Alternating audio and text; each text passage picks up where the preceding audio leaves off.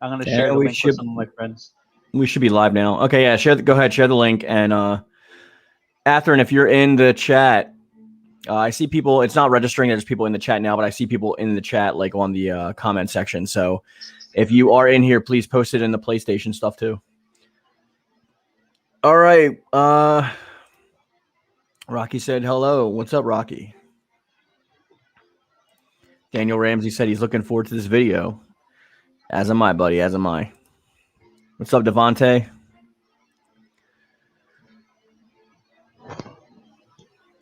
All right. Cool.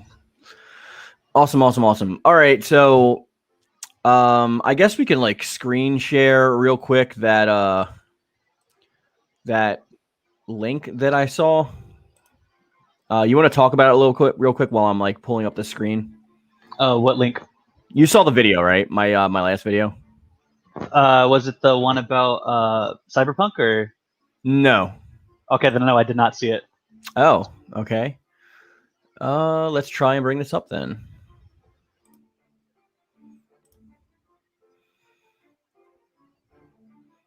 Oh wait, right, no, it was the one about Soul Calibur, right? Where yeah, it was a Soul Calibur video. The EVO one.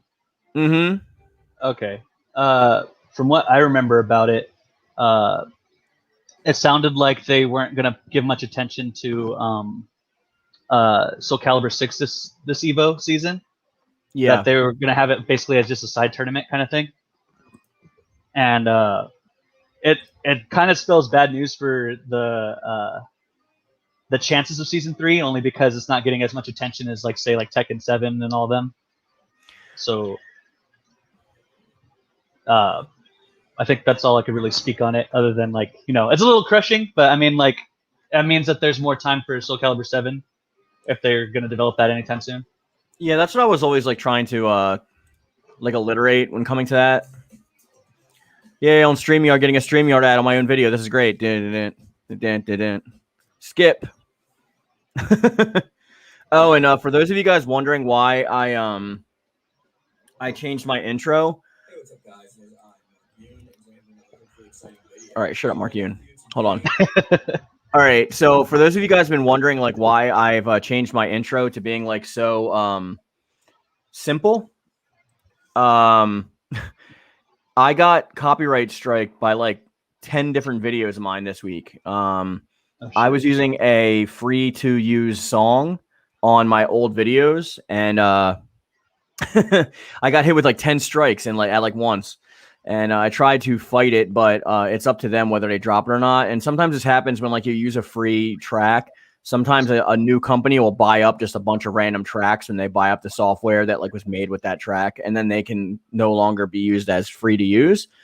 So I had to adjust quickly. I am in the works of actually animating an intro. So I'm going to make my own like really cool animated intro and make a new song for that intro. So it's not going to be a song you guys have heard before. But that's going to take some time because, you know, it's my first time doing animation, and it's going to be probably like a month or so. And plus I'm working on a bunch of like comic stuff right now.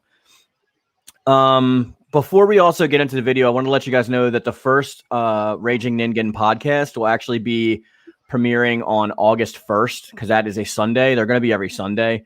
I'm going to be recording a bunch of them this month, so that like I can put them up. And the first guest is going to be Mark Polton. He is a comic book writer that worked with Marvel Comics, DC Comics, Image Comics, and he worked with like Rob Liefeld. He worked on Savage Hawkman. I actually worked on a book with him back in the day called Squirt.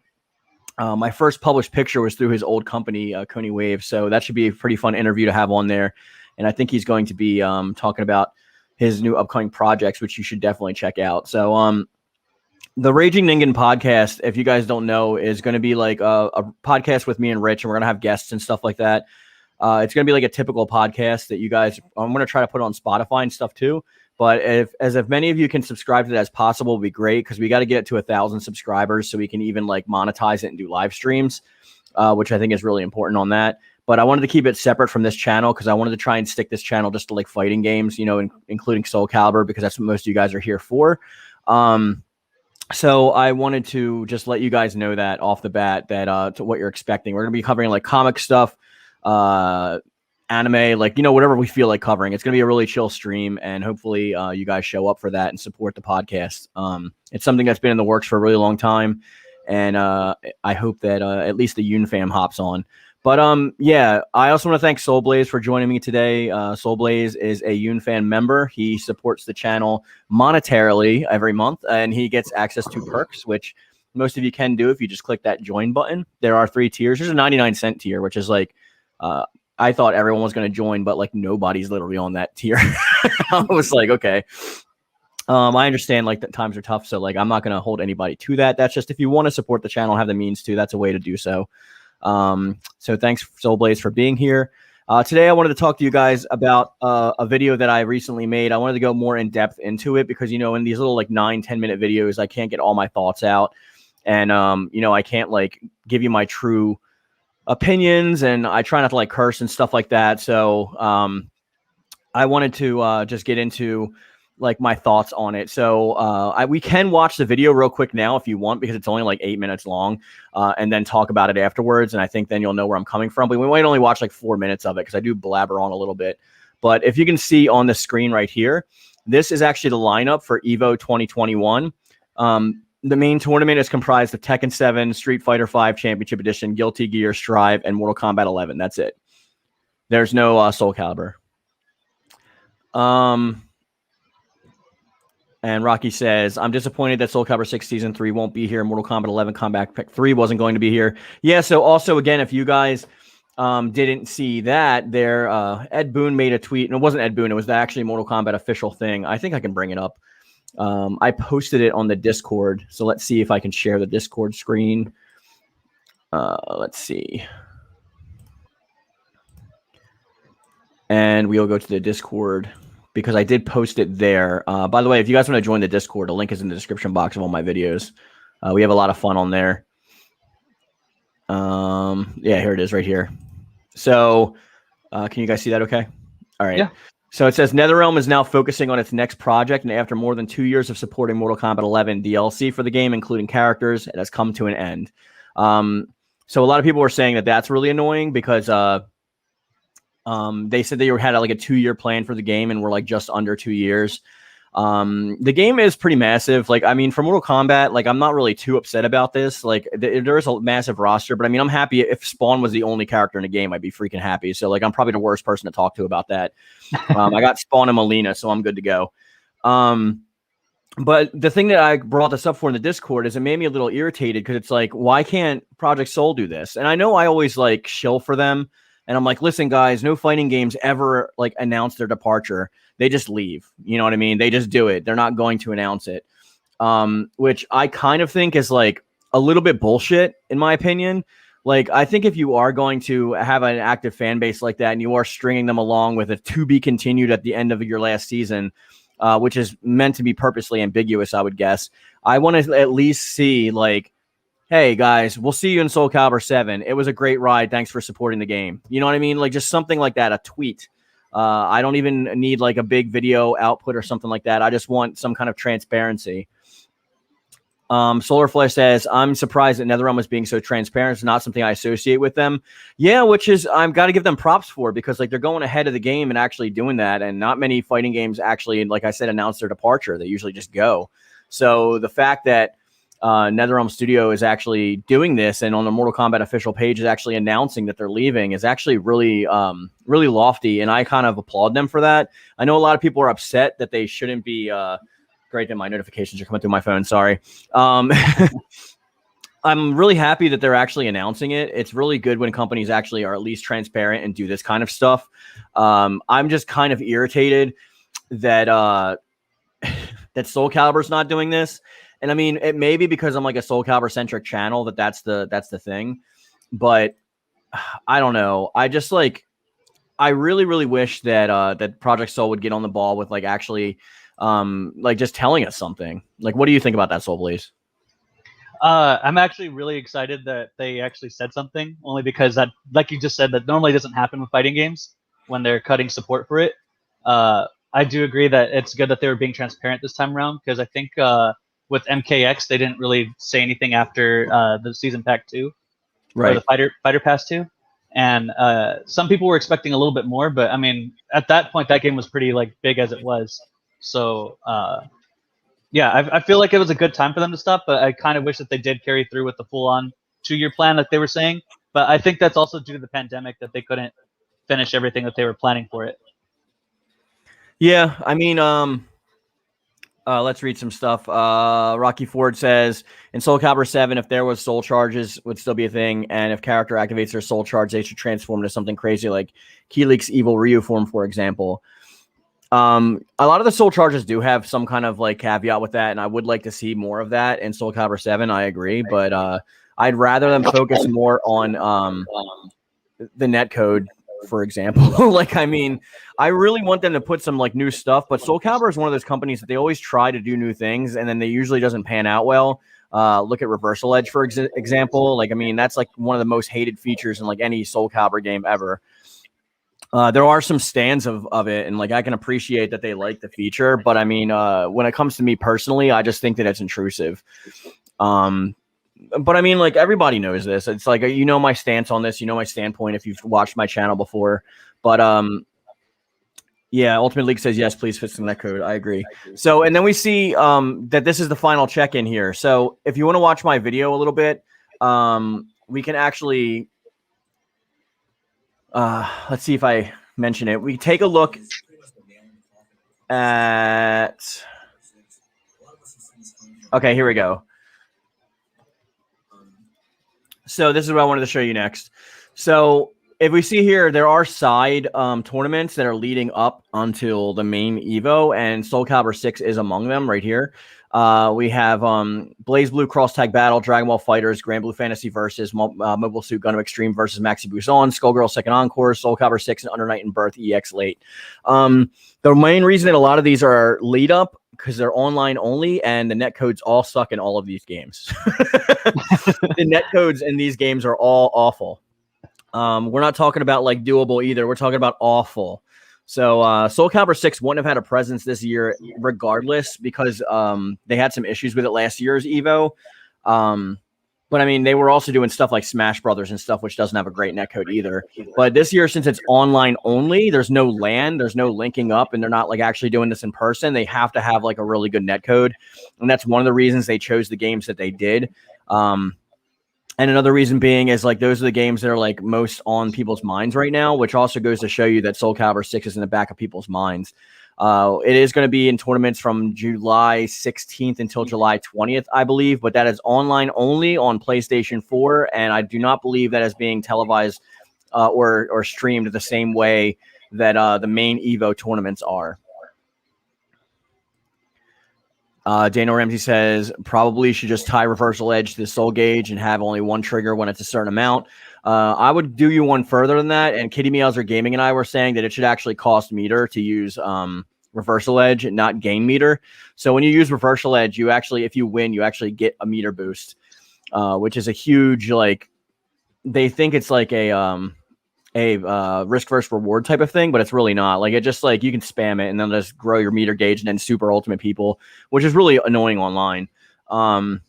Now for Reversal Edge actually cost meter to use, and somebody took a risk by using like 2 bars of meter, for example, to like initiate it, then we're talking about something better, because then you're going to be left with no gauge if they lose, and you're going to get screwed over because someone's going to like super the crap out of you if you get like knocked off with that. So I don't understand why they didn't do that. When you're talking about like balance issues, it should always be on the onus of the defense, not on the offense. Like, the defense should never be lacking compared to the offense. What's up, Devontae? So we can see that there are like these like kind of smaller games. I want to say like Dragon Ball Fighters. Obviously, it's not a freaking small game. It's like one of the biggest fighters that's out there right now. But unfortunately, those games are not known for having great netcode either. Blaze Blue is by the same company, so of course, like that is into them. Mobile Suit Gundam Extreme versus Maxi Busan, I played it like once at like Rich's house, but like I don't own that game because there's no story mode, and I'm like totally against fighting games with no story mode, and like pisses me off. I didn't even know that was a fighting game. Yeah, it's a fighting game. It's an arena fighter. That's why I'm not even like a huge fan of Guilty Gear, because I don't want to sit there and watch like a 2 to 5 hour long like movie. I just want to like be able to like give me something, like at least let me like play a little bit. Like, come on. Yeah. I don't. Ain't nobody got time for that. But I mean, like when it comes to that kind of stuff, like I support like straight up story modes because I want to I want to know the characters. Like Blaze Blue, I love because like I picked up Blaze Blue not knowing anything, and like I really started to get into the characters based on how the story mode was so long and intertwined between the characters. So that's like a perfect example of how they can do that properly. So if you just see here, we do see that Under Night in Birth was in last year's as the main also. So was Cross Tag Battle and Fighters and Soul Calibur, and all of these have been demoted to regular streams. Again, like I said, because of the fact that the netcode's not great and it's only online this year. 2020 EVO was completely canceled. So this was the last EVO that we actually had showing up here. Samurai Showdown is like okay, but there's not a big enough player base to like support that in the main tournament. Even right now, if you go into the PlayStation, if you go into PlayStation right now yourself, you can actually see the lineup of the dates for when you can actually apply to be on the tournament. Let me just go through the video right now, scrub, so I can see. Okay, yeah, here we go. So if we see some of them here. They're starting July 16th, I want to say. All right, so if we can say here, this is directly on PlayStation site. You can see that 79 players have showed up for this tournament on July 17th. And this goes until 10 p.m., but I believe these are not televised. These are only streamed on PlayStation. So, and by the way, that's another thing about this year, since it's online only, they chose the best source of netcode for these things. I don't think there's anything else in this video to talk about from here, so I'm going to stop sharing the screen. But what they have in this case is Tekken 7 is going to be running on the Steam version of the game, and all of the other ones are going to be on their PlayStation 4 counterparts. So Mortal Kombat 11, who else was on there? I forget already. Whatever. Tekken 7, you guys know. So like all of those are going to be on PlayStation except for Tekken. They're going to be running on the Steam version. And I think that's because the player base on Steam has the highest player base for Tekken when compared to the other consoles. I didn't know that because most people I've seen play it is always on PlayStation, but I don't look at the Steam numbers though. Yeah. Steam. I mean, I don't play on PC, so I'm personally not over there. But I know a lot of people do play on both. I think like Atherin plays on like Steam as well. Some people do prefer the PC version because it's like easier to use a mouse and keyboard. I've never gotten that. I'm always like horrible when it comes to mouse and keyboard. I got to connect an Xbox controller or something when I'm trying to play on PC anyway. Yeah. Michael Garcia says, "What's up, Mark? What's up?" Ultimate League says, "Who is your highest ranked characters?" I haven't played online ranked in like 2 years, bro. It's just not fun. Like especially in Soul Calibur. Soul Calibur is one of the least fun games to play online ranked, and because of Reversal Edge and because of spammers. So if you get like a decent Nightmare user that can just sit there and spam Reversal Edge like and his like blasting attack, like you're screwed.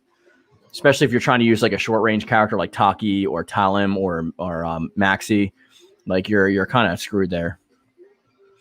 Patriot says he plays on PC and on Xbox. Yeah, I'm on. I play on PlayStation. I probably will get it. Have you bought Kazuya and Smash yet? I didn't even know he was out yet. Oh, he's out? I didn't know that. Like, okay. if he is, I'll get him after the stream. Yeah, but same. I haven't played in a while since the last DLC character came out. I haven't played since Sephiroth released. That's the last time I played. So I'll probably definitely jump on that because I'm looking forward to Kazuya actually being in there. He's probably like the person I wanted in there the most. But going back to what we're talking about, because if there's any strangers in here that are not part of the Yoon-Fam, they're going to say like, "Hey, we're talking about EVO here." So when it comes to that, like we were saying all along, right, guys, that like it's been like 7 months or 8 months now since season 2, and we hadn't heard anything except for people's birthdays on Twitter. Motor Hero Okubo is working on doing some stuff with Pac-Man. I know he's not like dedicated to it, but he's like working on it. He's not working on Soul Calibur right now.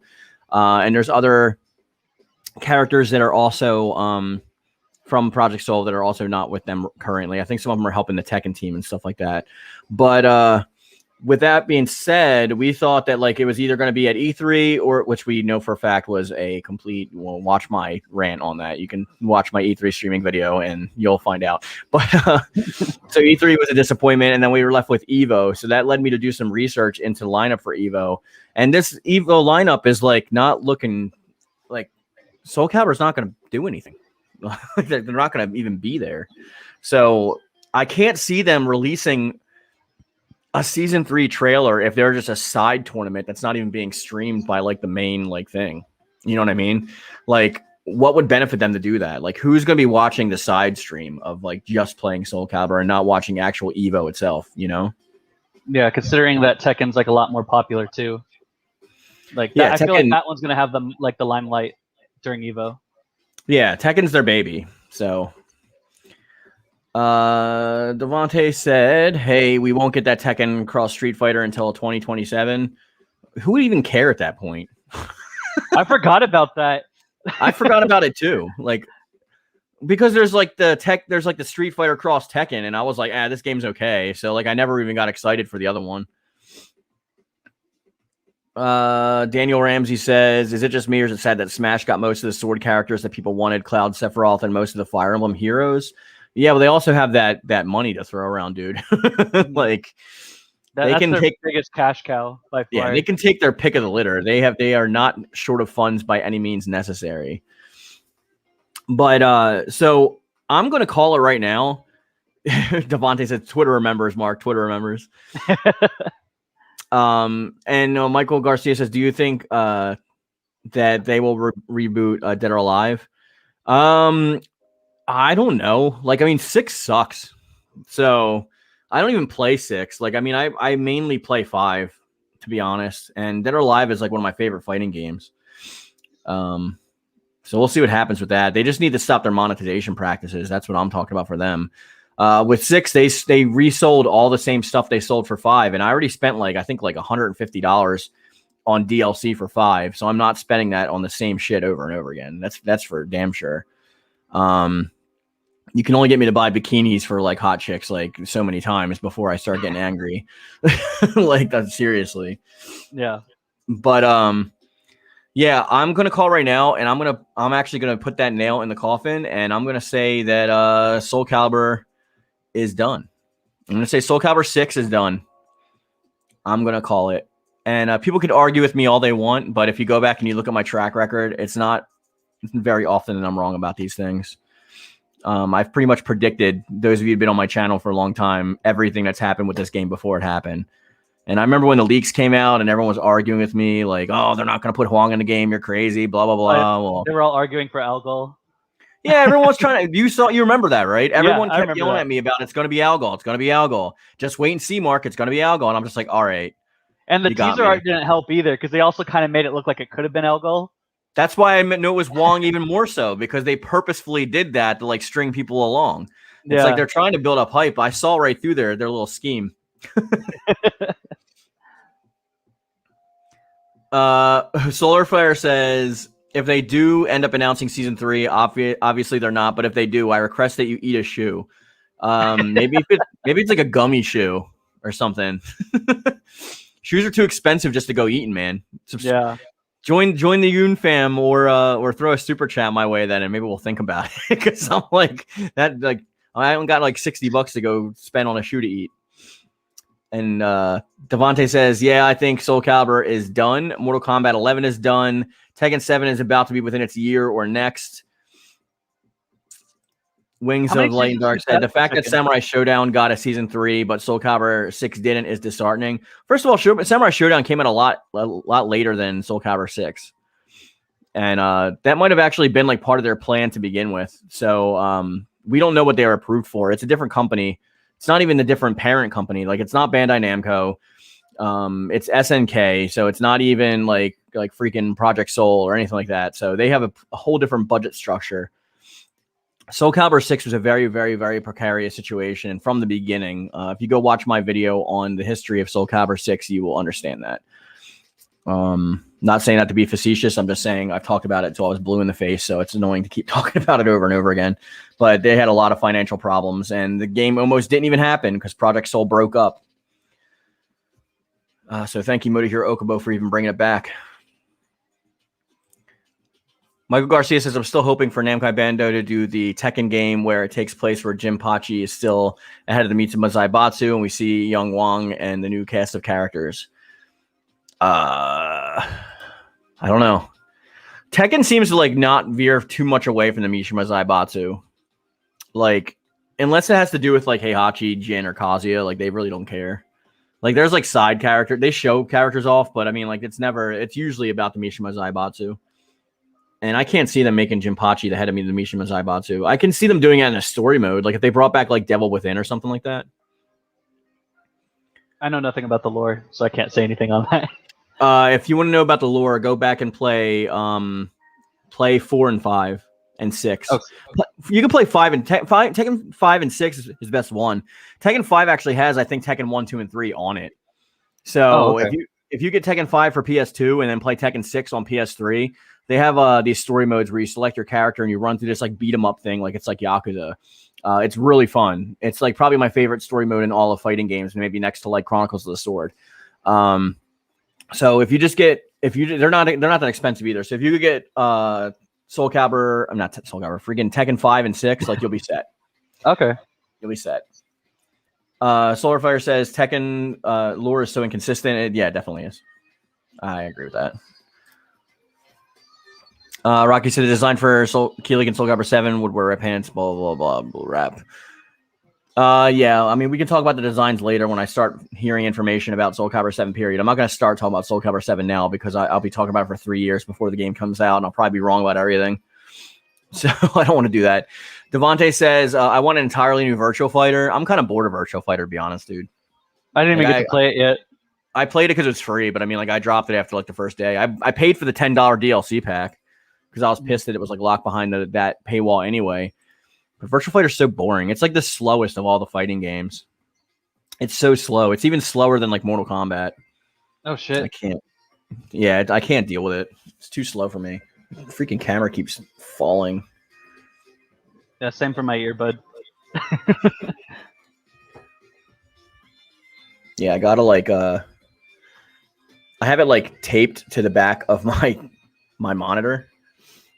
But the tape's obviously like not working out right now, which is annoying because it's on stream. Yeah.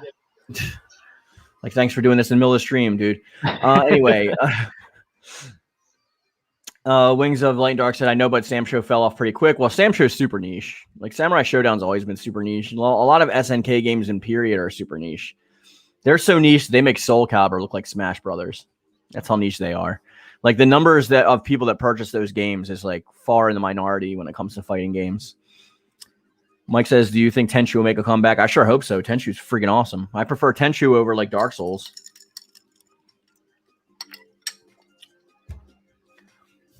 Solar Flare said, Virtual Fighter seems so boring to me. It is. It's because it is.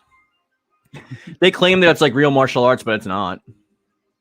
It's like, if you like, actually, there's more real martial arts in Tekken 7 and Mortal Kombat than there are in Virtual Fighter. I've heard a lot of people tell me like, oh, well, it's based on real martial arts. Like, from where? What real martial arts? I remember the 3D era of Mortal Kombat. They like took pride in like when they switched fighting styles that they actually based it off of actual martial arts styles through most of they combat motion capped it. Yeah. Hold on, I'm trying to make you the main screen because I gotta. Oh, you know what I can do? I can just hide my camera real quick. Okay. All right. I'm gonna fix my camera real quick so you can still hear me, but go ahead and talk to the chat. Give me your thoughts on Soul Calibur 6 ending. I'm a little sad about it for sure. That's one of my favorite fighting games of all time. If you ask all my friends, they'd tell you the same thing. But I was definitely looking forward to Lizard Man coming back because he was part of the leaks, and I used to, well, I should say Aeon, but I really liked him in Soul Calibur. Was it 5? Just because the dual axes and he had a lot more flashier fighting style. Yeah, that's when he was Aeon Calcos. Yeah, so it would have been cool to see him again, but I mean, they did all they could with the game, and we were lucky to get it at all. So I'm content with how it's ended, but it is still a little like sad that they're not going to finish what they had originally planned out. Yeah, I mean, I agree with you there. I would like to see everything become finalized. Obviously, that's like my favorite. But Yeah. I really actually did want to Aeon back too, just because the lizard race is so bare bones, and I wanted to at least be able to customize a good lizard. But that's Yeah. beat for now. Yeah, that's the one thing I hated about the race system in that game is that like a lot of the other races, especially the lizards, don't get much for customization. So like you were saying, it's just mostly bare bones through most of that. Like you're mostly trying to make your human characters look like what you want them to, rather than using the actual races that they give you. At least that's how I feel about it. No, I agree. Fixing the camera again. Just keep talking. Oh, okay. I'm gonna try reading some of the chat then. Go ahead. Virtual Fighter 4 was my Zavante said this. Virtual Fighter 4 was my favorite, right along with Dead or Alive 3 back then. And to be honest, I wish Soul Calibur 6 was a little better content-wise. I mean, I think that the content was okay. It's just that there's a lot more. It wasn't as flashy as, like, say, Mortal Kombat's content is, because they give you like full-on story modes rather than read-along kind of or like storybook pages of like what Soul Calibur was doing for most of the characters it came out with. Yeah, we know it was because of budget, though. Yeah, I'm not saying it was bad because I did like the story modes that they were giving, and they did give the characters a lot of like love throughout those stories. There's a lot of depth there. Yeah, there was like a lot of good story content in there. It's just that I know we're a lot of mainstream like fighting fans. It's not as what's the word, engaging, I guess, for some people. Yeah, I mean, that's why I loved Chronicles of the Sword so much. I kind of wish they would go back to like doing that. Like even if they made the Wii game, if they did that as like a standalone story mode within the game itself, maybe 7 will do that. I mean, like they're probably gonna have a bigger budget for 7 because of how well Soul Calibur 6 actually did. Yeah, I hope so too. Rocky says, the funniest part of me playing Virtua Fighter, every time someone saw me playing it, I would play as Akira. He's got the white karate gear and with the ripped off sleeves and white headband. That's one of the reasons I don't like Virtua Fighters, because it's so basic. Like, it is the basic bitch of fighting games. It is the California, oh my God, let's go get a Slurpee at the mall when it comes to I'm from California, games. so I take offense to that. Just saying. Good. I'm a blonde. I can do it. It's not racist when I do it. But anyway,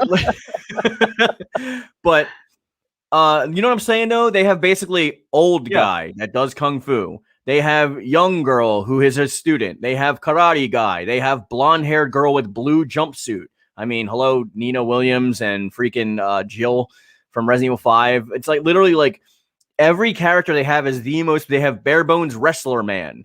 They have, every guy is just a cookie cutter thing. There's like 2 characters that are like actually unique. They're like the 2 like evil-esque looking characters. I don't know if you know what I'm talking about. The one dude's like got like spiky hair, and the other dude's got like people are leaving the chat right now. They're like, how dare you talk about the most boring fighting game of all time? I mean, some people like it. I mean, it is like niche from what I've heard, because I used to play it back in the arcades when I was little.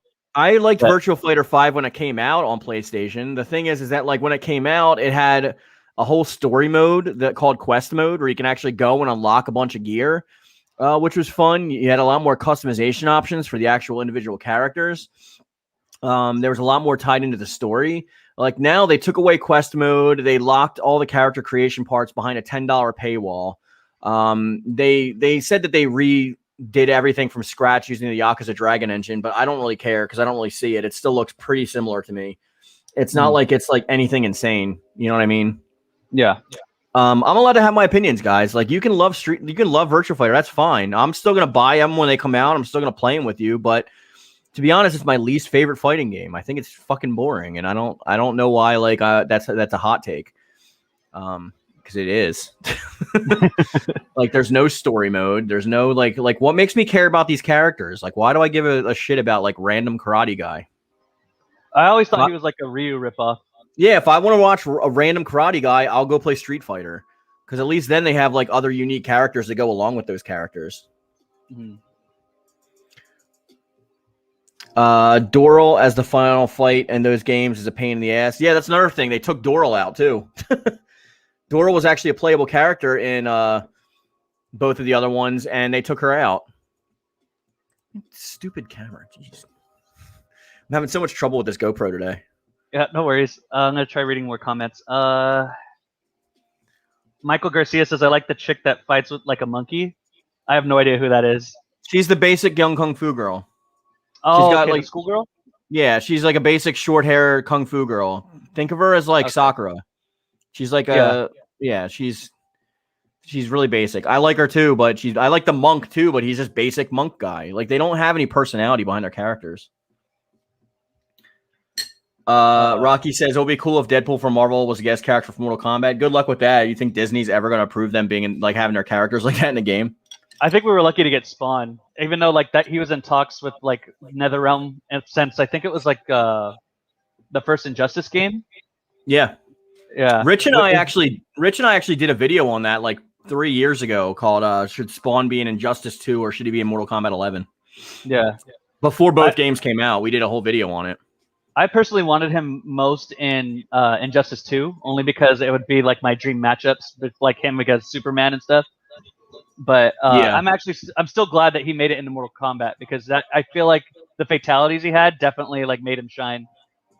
Oh yeah. Well, my favorite thing about Mortal Kombat is actually opposite of my favorite thing about Soul Calibur. My favorite thing about Mortal Kombat is the guests. Mm-hmm.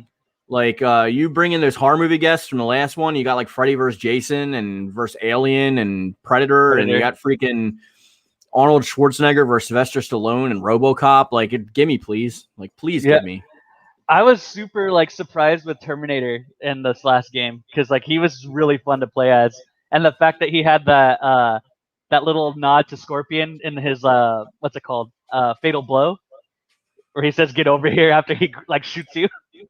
And he's like, "Get over here." Yeah, that was like by far it was golden. When I seen that in the trailer, I was like, okay, I have to buy him. The only thing that sucks with that is that like Arnold didn't actually voice the character. He did pick the voice actor though. Right, but I mean, it's probably because like he has like a hard stance as a Republican against like violence in video games and stuff, so he couldn't be a part of it. He actually came out with a giant speech like when he was governor of California about how like there's too much violence in video games. So there's no way he would have actually ever done it to begin with. I mean, he's like the most democratic Republican there is, to be honest. He's more fiscally a Republican, but we're not going to get into politics on the stream. But yeah, he's I love Arnold Schwarzenegger. I've been a huge fan of Arnold Schwarzenegger since I was like a kid. I mean, I was born in 1983, so I grew up in the 80s, like watching all that stuff I wasn't supposed to watch. I mean, my first anime was Fist of the North Star, so my parents didn't give a shit. Like they didn't even know I was watching. Like they were so dumb when like the PS1 came out. You know how the PS1 came out with that screen? Which one? The PS1, like the smaller, not the PSX, not the PlayStation one, but the PS1. Little gray box. The little white one, yeah. It was like a little white circular PlayStation. And it had I didn't know about that then. It had an attachable screen that you could flip up, and it was a little like 7-inch screen. Mm-hmm. It had AV cords in the back. DVD players weren't even a thing back then, by the way. So I wasn't allowed to have a TV in my room. So what I did is I would bring my PlayStation in there because they thought it was just like kind of a console with a screen, like a Game Boy or something. And I stuck a VCR down the side of my bunk bed and fed the AV cables to that little screen. And I would watch like Dragon Ball and like Bruce Lee movies and like Fist of the North Star and like all the 80s action movies. Because my dad had them on VHS, but like I just wasn't allowed to watch them. But whenever he was like out, I was like, yeah, I'm gonna watch Enter the Dragon. I want to see some Bruce Lee and some boobies. Go ahead. my 5-year-old body is ready. Yeah. Oh, Bloody Roar would be great. I think the last Bloody Roar games are kind of whack, to be honest. But like Bloody Roar 1 and 2 are amazing. I don't think I've ever played Bloody Roar. Bloody Roar the one with the dinosaurs, right? No, that's Fatal Fury. No, not Fatal Fury. Oh. Damn it! What is it called? It's Primal Rage. Primal Rage. Primal Rage. Okay, that's my bad. So Bloody Roar is like anime characters that transform into animals. Mm-hmm. So you can actually turn into animals. So you'll be like a random anime character, and like you'll be like a hot anime girl, and you turn into like this bunny rabbit girl. Like it's pretty badass. Like there was like a mole. There was like a. Let's see if we can go to YouTube and I'll show you a trailer for it. Okay. Let's do that. Dude. You can go ahead and talk while I'm looking this up. Oh, what? You can go ahead and talk while I'm looking this up. Oh, okay. I'm gonna keep reading some of these comments. Let's see. Michael Garcia says, "I hope we get a Dante's Inferno game. Like a sequel, you mean? Or Dante's Inferno is one of my favorite games of all time. yeah, that one was really fun because I didn't have PlayStation, and I heard it was basically like gonna play similar to God of War. So that was the reason why I got it back in the day because I had Xbox. I thought it was pretty fun for sure. Let's see. Solar Flare says Spawn was the best part of MK11. RoboCop was a nice surprise as well. I definitely agree. RoboCop was he was annoying to fight as because he's mostly a zoner, but I mean some people were able to use him like combo wise, and he was actually really good. I'd say he was like probably like A or B tier the way he played out. DJ Crackerjack says that Mortal Kombat always delivers when it comes to content. I definitely agree on that. My second favorite fighting game is Mortal Kombat. So here's some Bloody Roar action for you if you want to check this out, Soul Blaze. All right.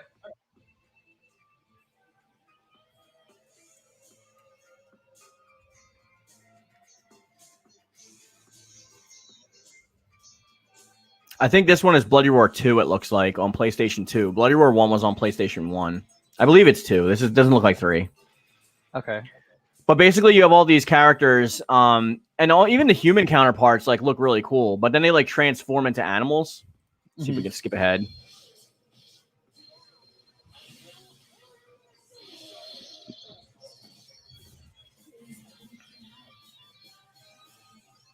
Like it's pretty cool. It was a pretty unique idea for the time. And this is a series I would definitely love to see come back. Alice is the rabbit chick. Yugo is a werewolf. See how you can just transform at will like that? And then you actually have access to different moves when you transform too. Oh, this looks broken, but it looks fun. Oh, it's badass, dude. It plays really well too. Oh, the bunny. Okay, I see. Yeah, you can actually transform and fight, and you have access to a whole different move set. And you can use it as like a canceler too, so it's really technical. You can like cancel into your transformation and do a start a combo and then cancel out and continue as a human. It is excellent. It was one of my favorite games back in the day. See, there's the mole guy I told you about. There's like a chick that's like a bat.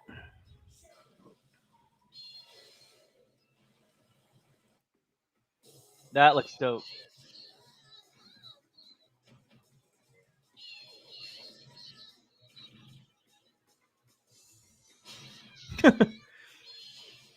I mean, that's a great way to die. Yeah, right? Yeah, you just... That's a way to die. Mm-hmm.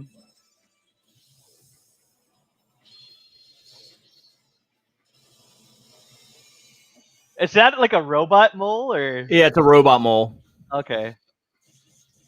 Some of them in the later games got like pretty crazy with like their transformations. Mm-hmm. Do they have like a fatality system in this game? They have supers. I don't believe they have fatalities. Oh, okay.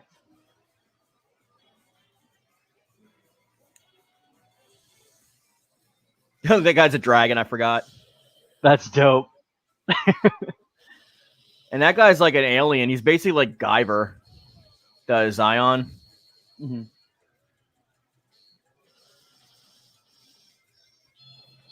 See, he's like Guyver.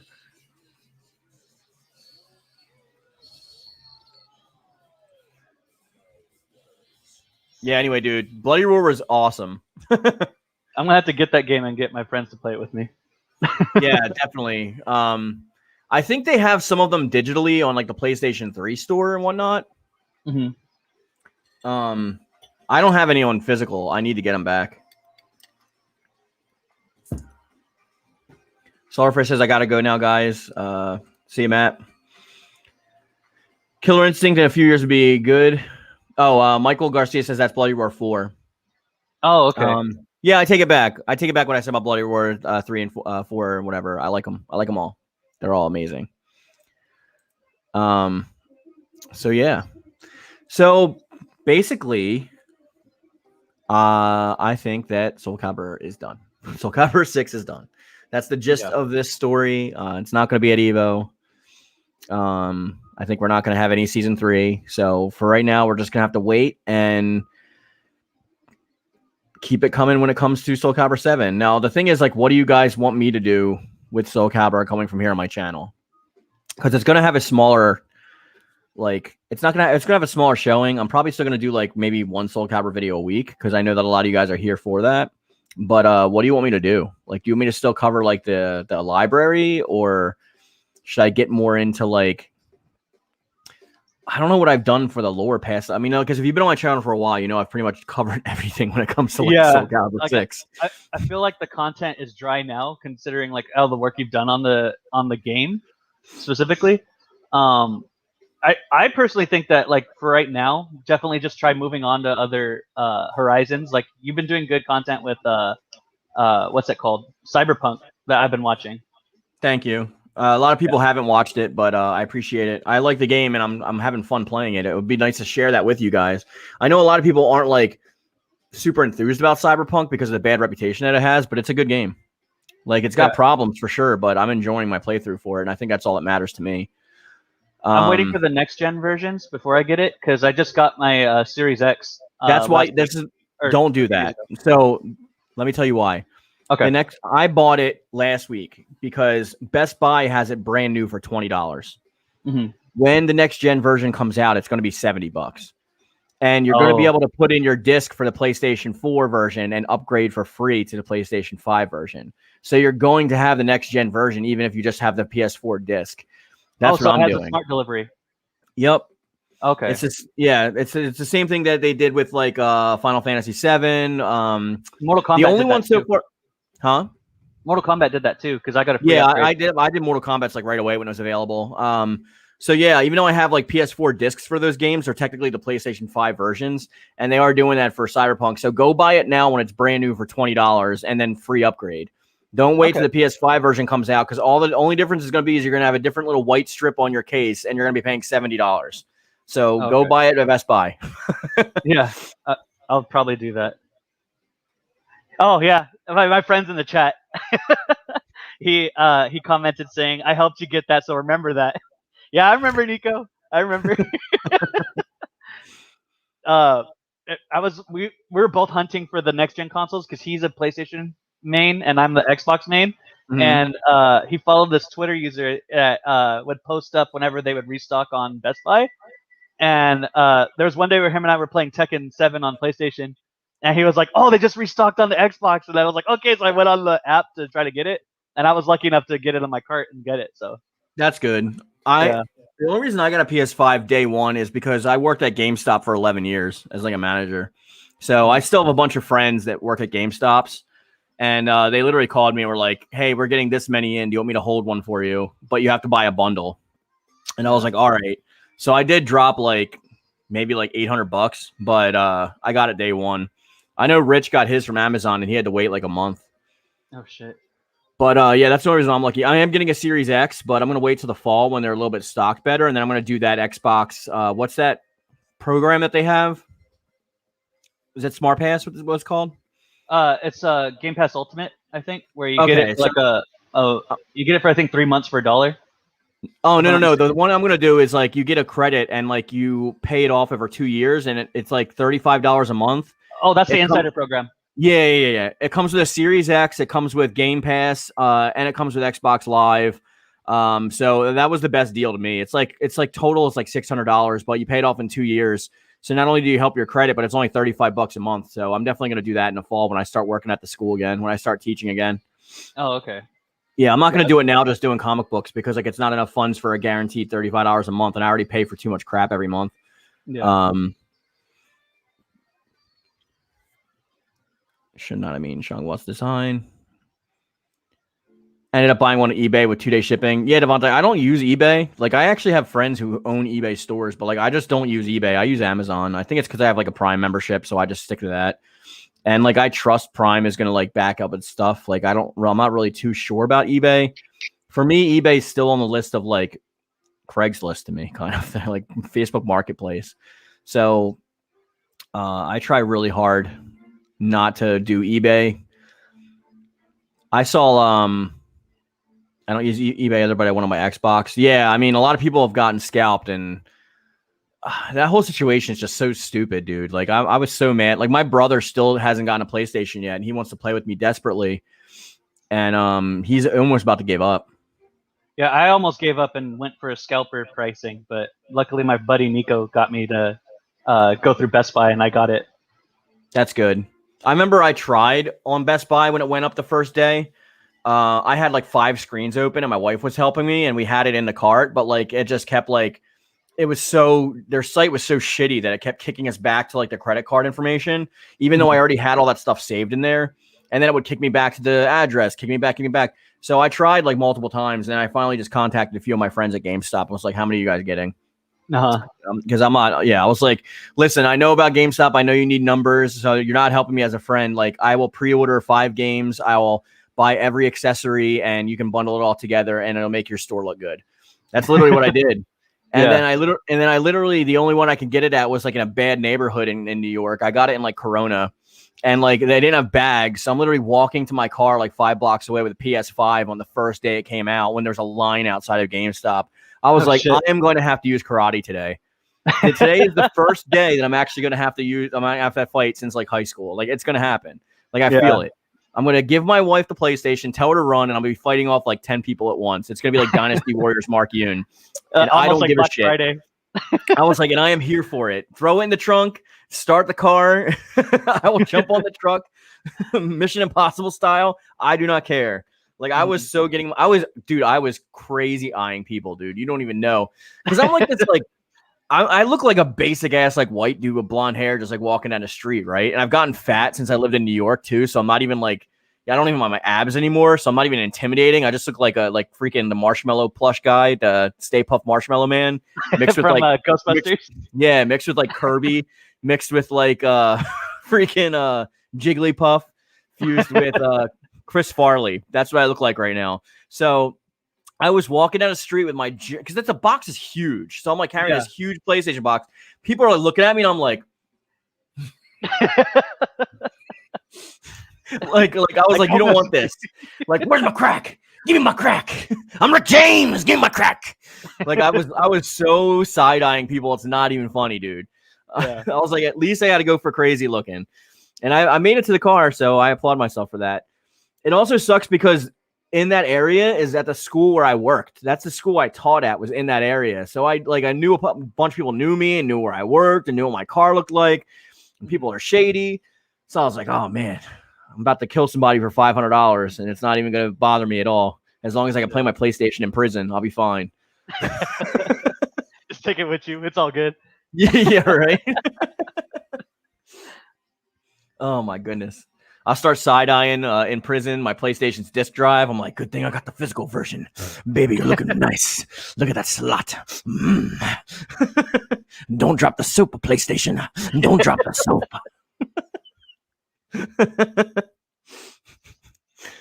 Oh, my goodness.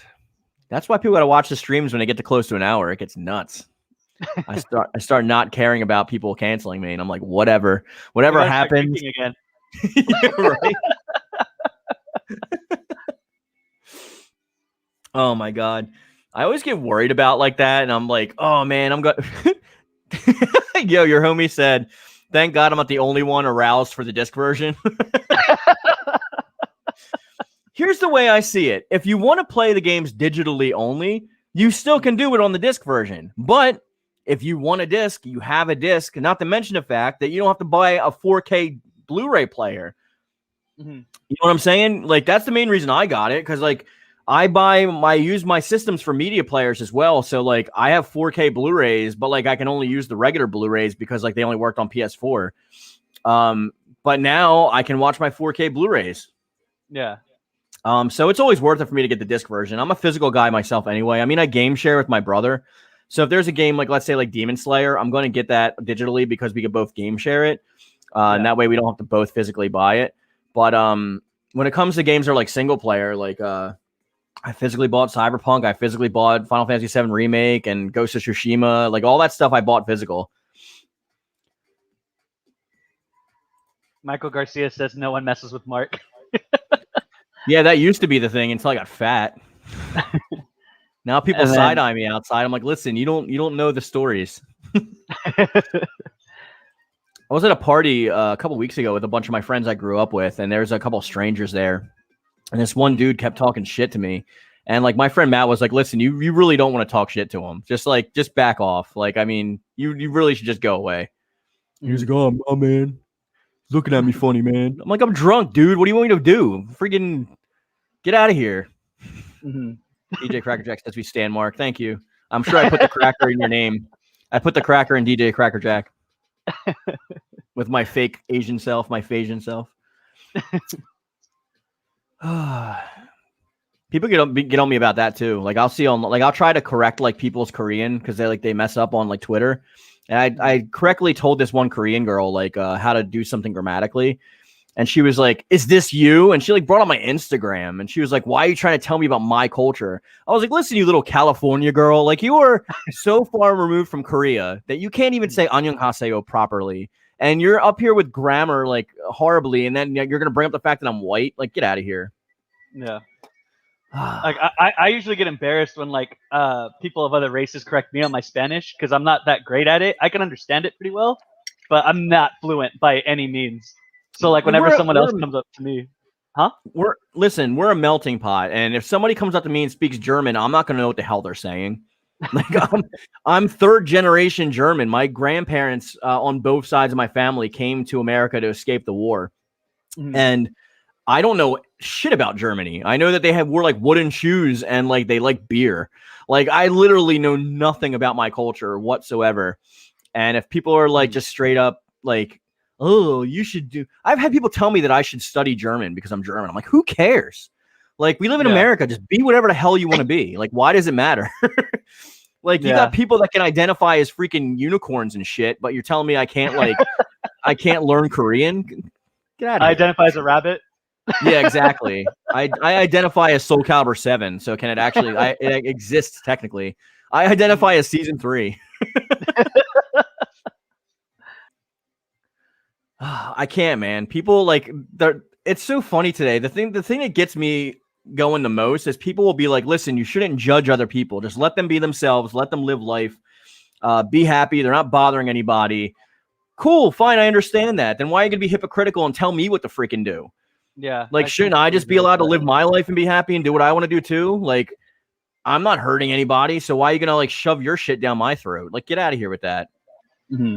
And for anybody that doesn't even know, like I'm super liberal. Like I've never voted Republican in my entire life, and like people get on me, call me alt-right, and it pisses me off. I'm like, because I have common fucking sense. All right. Yeah. Okay. Here's my mom in Korea again, like watching my stream and like shaking her head, like. I don't know. That's why I don't talk politics on this channel. I actually got a buddy of mine who wants to come on the podcast and do politics stuff, and I'm like, I can't do political stuff, dude. I can't do it. If you wanted to do like a side content thing, I'd definitely be down to do that. Like, because I talk about politics with everybody. Here's the thing: is I'm friends with everybody, so I don't give a shit what your background is. I don't care like who you are. Like, if you're a cool person, I'll treat you with respect. I'll treat you cool.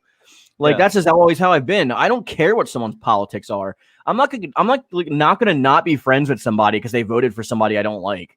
Like, who cares? I just don't see how it matters. Like, it doesn't matter. Like, oh, and then people will be like, well, that's your white privilege because you're not in an impoverished community. Well, guess what? I grew up in an all-black neighborhood, okay? I was completely impoverished growing up, so go fuck yourself. Everyone's story is different. That's what I always think about it, because like a lot of people generalize like just based on race, and that's not cool with me. And they don't know you. They'll be like, don't tell me who I am, but then they'll be the first ones to tell you who you are. I'm like, do you not see the hypocrisy in that? I don't know. I don't care. Like, I mean, like, I'm like, if you're a cool person, you're a cool fucking person. That's all I care about. Just treat me with respect. Treat other people with respect.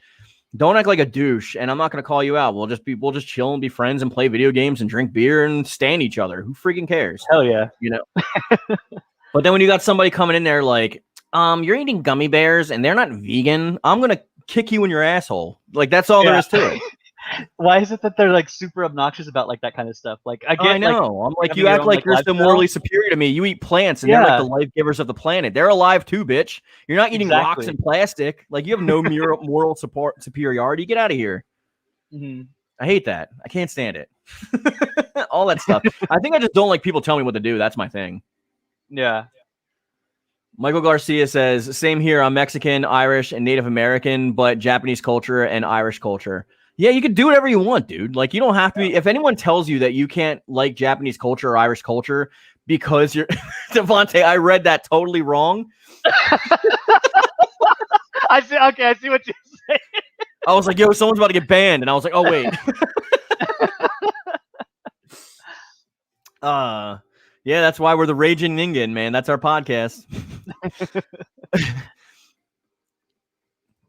Like Bruce Lee said, I see myself as a human being. I do. And you know, Bruce Lee at the time, he got like super crapped on because he married like a white girl and like he taught martial arts to like Kareem Abdul-Jabbar and Chuck Norris. People hated him for that, dude. People freaking hated him for it. They were like, Kung Fu is only for the Chinese. Like, you're not supposed to be teaching foreigners this. It's the only thing we have to protect ourselves. And he was like, listen, it's for everybody. Our culture is beautiful. I'm going to share it with everybody. I feel that way about all culture. That's why I like America so much. And other like Western places like Canada and like Denmark, Norway, Sweden, London. Like, I love all those places where you can mix together and not be so homogenized where you feel like you're otherized by anybody. Because like here you can like walk down the street like listening to like Little Yachty while wearing a burqa. Like, you know what I mean? It doesn't matter. You can just do whatever the hell you want to do and nobody's going to come down on you for it. And that's what I love. And if they do come down on you for it, then I've always been a proponent of like cultural diversity because the more that we are all like in like the same like vicinity and like learn from each other, the more tolerant that people become as like the generations go on. So yeah, that doesn't become a problem later. That's the same thing what I've seen in comic books when people are like talking about diversity and representation in like media and stuff. I'm like, listen, my favorite superhero growing up was Spawn. And it's not because I'm like a black man. It's not because, you know what I mean? Like, I like Spawn because of like what he does. And he like represented like some of like the emotions that I felt and some of the angst and stress that I was feeling as like a youth growing up. Yeah. You know what I mean? Like you see yourself in different people because of certain things. It's not because they emulate you exactly. That to me is not diversity. That's emulation. And I think that's way far worse than like anything you can possibly like do to like if I say, hey, Soul Blaze, like you're Latin, right? And I'm like, listen, I like your culture. I like your food. So let's go out. You choose an awesome Latin restaurant to go to. We're going to sit down and teach me some Spanish. To me, that's not like appropriating your culture. To me, that's like appreciating your culture. It's like this. I'm giving you the, like, I love it so much that I want to share it. You know, I want to be a part of it. Yeah, I'm totally cool with that kind of stuff too. Like, I can't teach much Spanish, but like, like I said, I understand it more than I speak it. I so do, like most of the time, I speak Spanglish is my thing. So like, there's a lot of times where my family members they'll start talking to me, and I'm just like, oh, and then I forget the words. And I'll start speaking English, and they're like, oh, mijo. Like, pendejo. Yeah, exactly. I feel bad. It's like, oh man, I'm whitewashed. I'm sorry. Michael Garcia says, my favorite superhero growing up is Spider-Man 2099 because of who he is, and he's Latin too. Yeah, he was actually my favorite Spider-Man growing up. He's Latin too, isn't he? His name's Miguel Herrera. Miguel O'Hara. Yeah. DJ Cracker said, first off, it'll be at a taco truck. Word. No, it'll be at Taco Bell. You better whitewash that more. Like, I want sour cream. I want cheese. I don't want no little bit of lime juice on a little flour tortilla with like some basil on top. Like, I don't care. Give me the fakest taco you got. I just want it to taste good. You think Chinese food at the restaurant you go to is real Chinese food? Nah, it's not. It depends on where you go. As long as it's not like a mainstream restaurant. Dude, I had a pizza egg roll at Chinese #1 Kitchen the other day. A pizza egg roll. Yeah. DJ Cracker said, no, you got me some real talk. Listen, I lived in New York for 7 years, dude. I lived in Corona, which is 100% Latin. Like, I've eaten real Latin food. I'm just saying that, like, I've gotten so used to, like, Taco Bell and stuff. My buddy, he used to live in New York, And he always said that he hated the Mexican food over there compared to where we are in California. Oh, I'm sure. Well, you guys are so close to it too. There's a lot bigger of a population there, and like in Corona, it's like a mixture of Latin cultures. It's not like just like Mexican or something like that. So you get a lot of cultural diversity in the food. But all the places I've gone to that have like authentic tacos, it's like a little tiny like dollar like corn tortilla.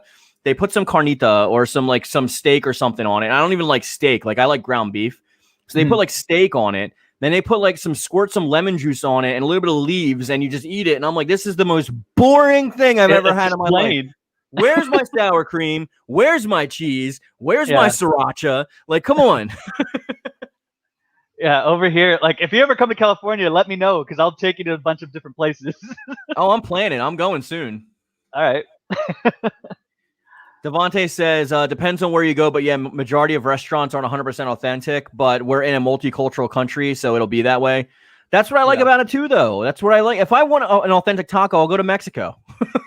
I'll probably get kidnapped by the cartel and sold for my booty, but I'm going to eat a taco before I do.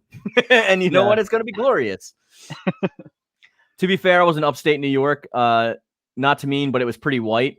That's upstate. I'm talking about, I lived in New York City, and like the school that I taught at was in like Corona, New York. If you look up the demographic for Corona, New York, it's like, let me put it this way. In my school, like if I had a class of like 40 kids, probably 35 of them would be of Latin descent.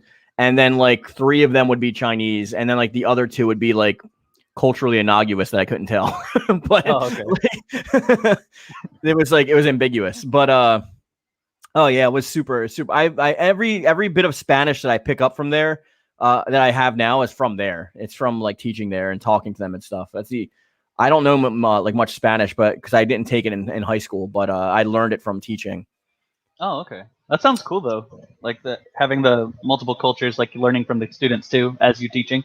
Yeah, it was fun. I mean, I taught a Korean class too, so I taught them Korean for like an hour a day, how to read, write, speak it, write it, all that stuff. Because I started off as an art teacher, but I don't teach art anymore. I teach English. I teach like English literature, and like Korean. I used to teach biology, but I stopped because I don't want to deal with the parents anymore.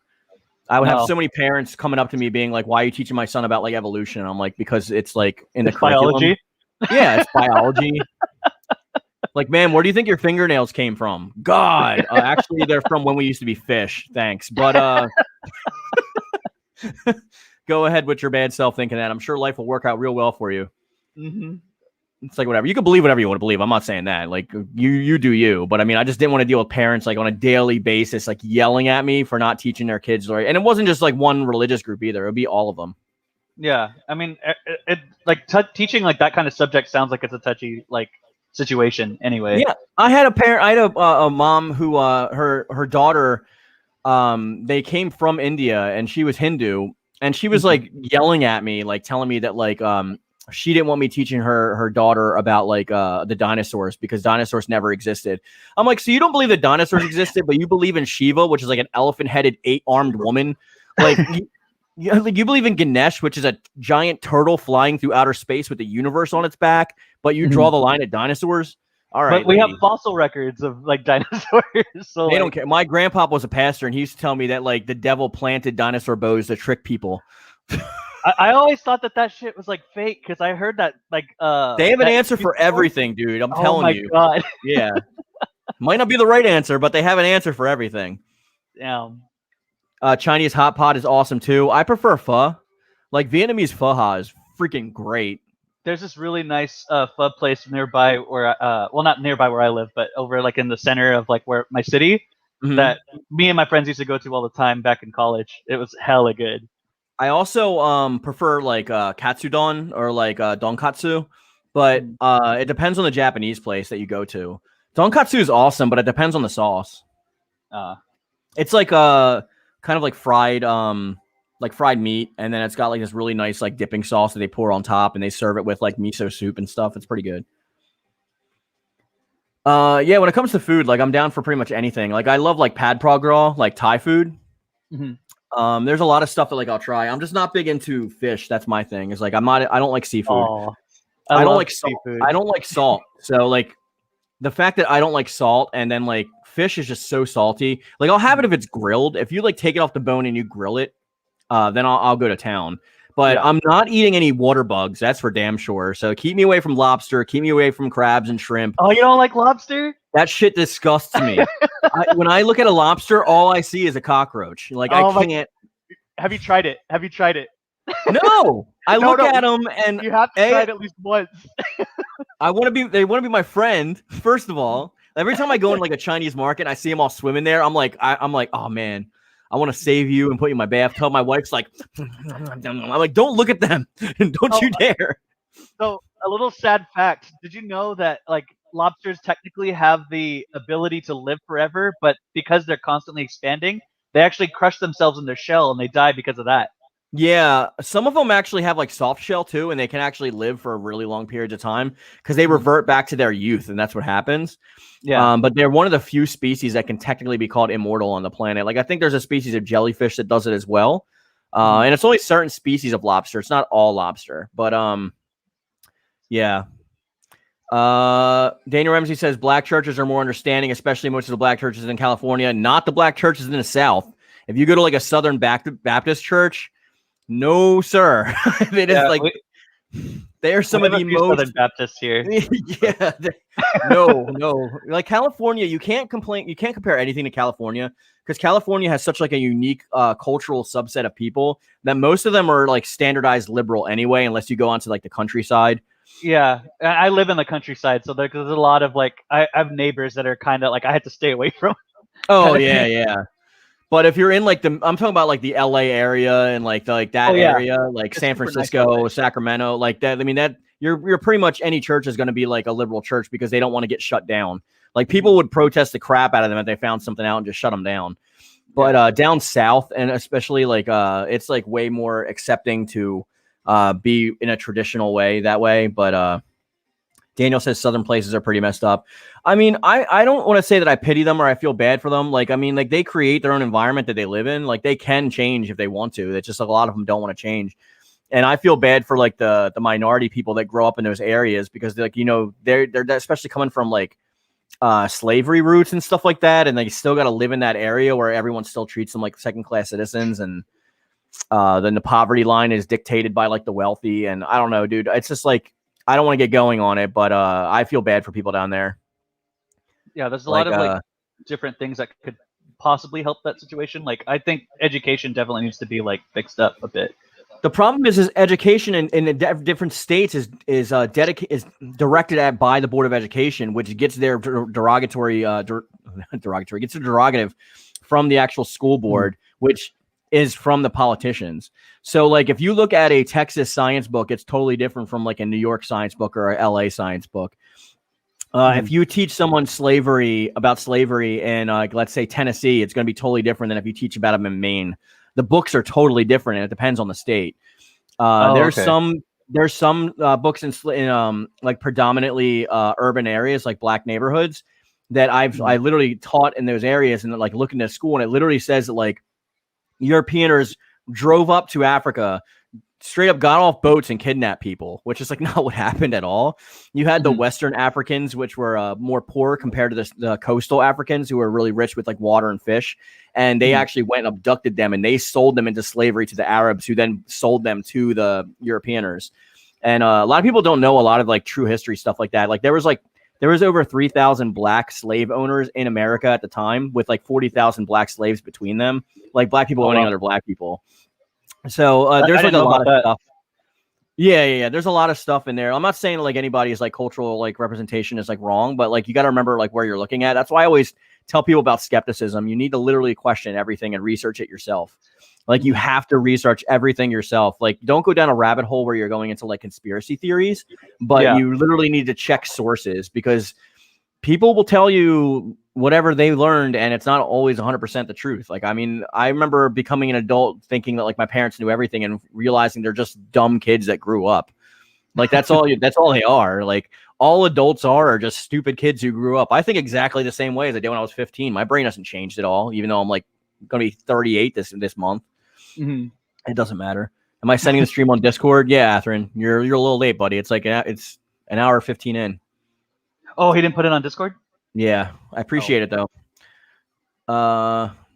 Did you hear how cosplaying is going to be judged as copyright? Well, what? And No way. DJ Crackerjack says that's fair use. Did you hear that Geekdom 101? Danny just got struck twice because he was talking about the leaked plot of The Matrix 4. He didn't show any pictures. He didn't say anything. He was just talking about it. And and they struck his scream down. And he was like, well, what is my voice copyright by you? Like, I mean, I can't talk about this. I mean, there must have been some truth to what he was leaking. That's well, probably exactly. But these companies can copyright you forever they want. They just don't. Take it from somebody who's been a YouTuber for 4 years. I've gotten copyright for things that my own music that I've made, I've been copyrighted for from other companies trying to say that it's theirs and it's not. And I had to fight tooth and nail for it. And then like after a month, you get it back on. But after a month, you're not getting views on that video anymore. So all the money that you already made is gone. Yeah. So it doesn't matter. Sean Sherrod says, hi, how are you? I love food and I'm ready for Black Widow. Marvel, I'm not. The movie looks like it sucks. I love Pizza Hut and Dairy Queen. Pizza Hut's good with stuffed crust. Yeah, that's why I go to Pizza Hut for. Yeah, I go with Pizza for the stuffed crust. But they've been getting a run for their money since DiGiorno started putting out their stuffed crust in the supermarkets. Now I'm like, and then Papa John started doing stuffed crust, and I'm like, oh man, Pizza Hut, you're in trouble. Like Papa John's, though, I have to be in the mood for it. I don't like it. Like I'll eat it, but I have to specifically be in the mood for Papa John's because it's a totally different taste. Oh, okay. Especially coming from like in New York, like I was eating like New York pizza all the time. So sometimes I'd be like, all right, I don't want good pizza right now. I want shitty pizza. Like I want like some Papa John's or Domino's or something like that. Mm-hmm. All right, Daniel, take care, buddy. Mike says I make my own stuffed crust. Ain't nobody got time for that. That's a lot of work. I mean, props to you though. I cook a lot too, but I usually prep on like Sundays. So like Sunday is my busiest day. So I will record all my videos for the week on Sunday. And then, so it's like an 8-hour day of recording and like editing and then like setting them up to show up on a certain time. And then I will prep my food for the week. So I'll like cook a bunch of ground beef mixed with like green pepper and like onion and like put it in like Tupperware in the freezer so I can just like make tacos and stuff like that. I'll boil chicken. I'll just do a bunch of stuff where I can like, I'll cut up veggies and stuff. Anchovies, fuck no. I don't think I've ever had anchovies, but I'm not like opposed to trying them. I never had them either, but I am opposed to trying them. They have faces. I mean, that's fair. That's fair. I'll eat crawdad like that has its face still. So I can't do it, man. I can't. I am so crazy with that I can't even eat wings on the bone. I can't eat chicken on the bone. Oh no, or a T-bone steak. No, I can't see bones. My brain is so like a visual that if I'm eating like a chicken leg, I automatically just look like, and I like look at somebody and I'll in my brain, I'll literally mentally be ripping their meat off their own flesh like a zombie, and I get nauseous and I want to throw up. I can't. Maybe it's because I'm an artist. I don't know, but I can't do it. Like I have to trick myself into eating food. Like I won't be able to eat like a steak on my plate, but I'll chop it up and make a cheesesteak. As long as I can trick myself and I don't have to look at it as like an anthropomorphic figure. I was a vegetarian in high school. I was a vegetarian in high school for like 3 years. Oh, okay. But it wasn't for any moral reason. It was because I was a swimmer on the swim team. So doing martial arts and swimming, like I had to pretty much cut out protein so I didn't bulk up. I needed to stay like thin and muscular so I can cut through the water pretty easily. Because in high school I did tennis, swimming, and martial arts. So those are all things I needed to be able to run fast and move fast for. I couldn't bulk up at all. Yeah. Mark, do what I do. Don't see. I can't, dude. I inspect everything. I had a horror story from when I was a little kid, and this is what caused me to go down this path. Ready for this? Okay, I'm ready. So little, like, I think 6 or 7 year old Mark, my old Mark at the time, wasn't Mark Yoon, obviously. My past life. We were on our way to church, and we decided to get McDonald's. So we stopped by McDonald's, and I wanted some chicken nuggies because I love me some chicken nuggies, right? I'm a little 7-year-old, delicious. Yeah. I bite into one, 100% fat, 100%. My teeth bounced off of it fat. Not 1 inch of meat in that chicken nugget. Not only did I pull over in a car and had to throw up, but I never ate chicken nuggets from McDonald's ever again. I'm so sorry. Yeah. It traumatized me so much that now the only place I can eat chicken nuggets from is pretty much like Wendy's. Like I'll eat the chicken selects from like McDonald's, but I just won't have their like basic ass nuggets. Yeah. And then they came out with that whole like documentary back in the day when we were younger about like with like chicken beaks and shit, like people find like chicken feathers and yeah, because it was like pink mush because they would just like shove entire chickens like in that like grinder, and I'm like, oh my god. Yeah, I remember like being like 4 years old, seeing like a news segment on a lady finding like a chicken head in her chicken nuggets from McDonald's. Oh yeah, that's why I saw the headline about like Subway's tuna is not even made out of tuna, and I'm like, I don't care. I'm not reading that article. Like I'm just not going to inform myself. Yeah, like, I didn't know about that till like a couple months ago, and I was so disappointed because that's literally what I order from Subway all the time. Calibur said what traumatized me is their fish sandwiches, and then Mike Garcia said, yeah, fast food is not real food. I mean, that depends, man. You go to Shake Shack, that is some Shake Shack is bomb shit. Everyone always says like you gotta try In-N-Out. Like I don't care. Like get your animal fries out of here. Listen, Shake Shack is try legit. In-N-Out. I'm gonna be basic Californian right now. You gotta try In-N-Out. I will try it when I go to Florida. When I go to California, I will try it. I promise. Awesome. I just don't know how it can be better than Shake Shack or Five Guys. I don't know much about Shake Shack, but Five Guys, it's got its own taste, or like it's got its own like, how do I say it? It's different. I wouldn't say that either one is better, but I definitely choose In-N-Out usually over Five Guys in general. I'll definitely try it. I'm interested in animal fries, and I do want. Have you ever had Checkers though? No. Okay, I don't think we have that here. It's either Checkers or Rallies. I think they're called out west. I think Checkers is called Rallies out west. But anyway, they have the best fries I've ever had in any fast food ever. Like they're like Cajun spicy fries, kind of like Popeye's fries, but they're like bigger and have like the crunchies on them. Oh, Checkers fries, they're legit. They're legit. Devontae says we got a Shake Shack here, but I never had it. You gotta have it. Try their basic ass, just like their regular Shake Shack burger. They do like the smashed burgers. Dude, the flavor is so good that you will smack your mama. Like, I'm not even kidding you. You're gonna just go home and be like, Mama, how come you never gave me this before? Devontae said he just had Checkers yesterday. Yeah, Checkers is legit. Like their burgers can be a little sloppy, but their fries are like amazing. Their fries are definitely my favorite fries I've ever had in my life. We're getting a Cane's in California. Like, I don't know what that place is. I don't even know what that is. You're gonna have to tell me about that later, Nico. We'll go. So if you come here, you got to have Checkers and you got to have Wawa. That's what you got to do. Okay, I'll definitely try Checkers. That sounds hella good. Oh yeah, I mean the burgers are like they can be sloppy, like a little too oily, and like they're like really crazy burgers. Like they do a lot of crazy shit, but their fries are amazing. But Shake Shack burgers are like probably my favorite burgers I've ever had. I've heard of Shake Shack before. I did want to try that one too. Yeah, I used to have them in New York all the time, but they just opened one near me now, and like it's only been open for like a year or two, and like I've already eaten there like 5 times in 2 months. Mm. I don't eat out that often, but I mean, because I usually cook, but I try to eat out like once a week. Especially because I do pay for DoorDash Dash Pass. You pay for Dash Pass, and it gets rid of the delivery fees and the taxes. So I try to use it.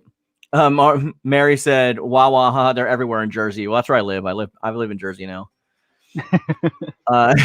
I love Wawa. I grew up on Wawa, so I can't ever turn down Wawa, especially like their turkey gobbler sandwiches, their hot turkey and gravy sandwiches. Oh my god, getting horny right now. I need to travel the U.S. Seriously, dude. Like I've been to a lot of places. Okay, let's see where I've been. I've been to California. I've lived in Arizona. I've been to Texas. I've been to Florida. I've been to North Carolina, South Carolina, Delaware, New York, New Jersey. Where else have I been? Colorado. Oh, well. And that's it, I think. That's all the states that I've been to. I think I've only ever been to 4 states. Like I live here in California. I've gone to Texas. I've been to Nevada, and then I've been to Oregon. Yeah. I only used to go to California to surf when I lived in Arizona. Me and my friend Jerome would go over there and surf. Oh, nice. I stopped surfing though. I used to be a lifeguard too. If you guys don't know that, I used to be a beach lifeguard actually. Oh, I didn't know that. Well, I was on the swim team, so like it was my thing. I almost got recruited by the Navy because I broke like a swimming record in my school.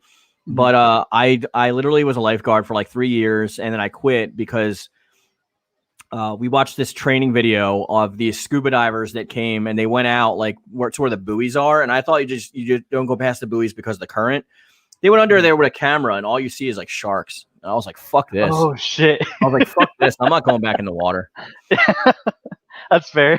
I've literally never been back in the ocean. If I go to the beach, I chill out on the beach, and like I go to pools at the freaking hotel. Like I'm not going in the water.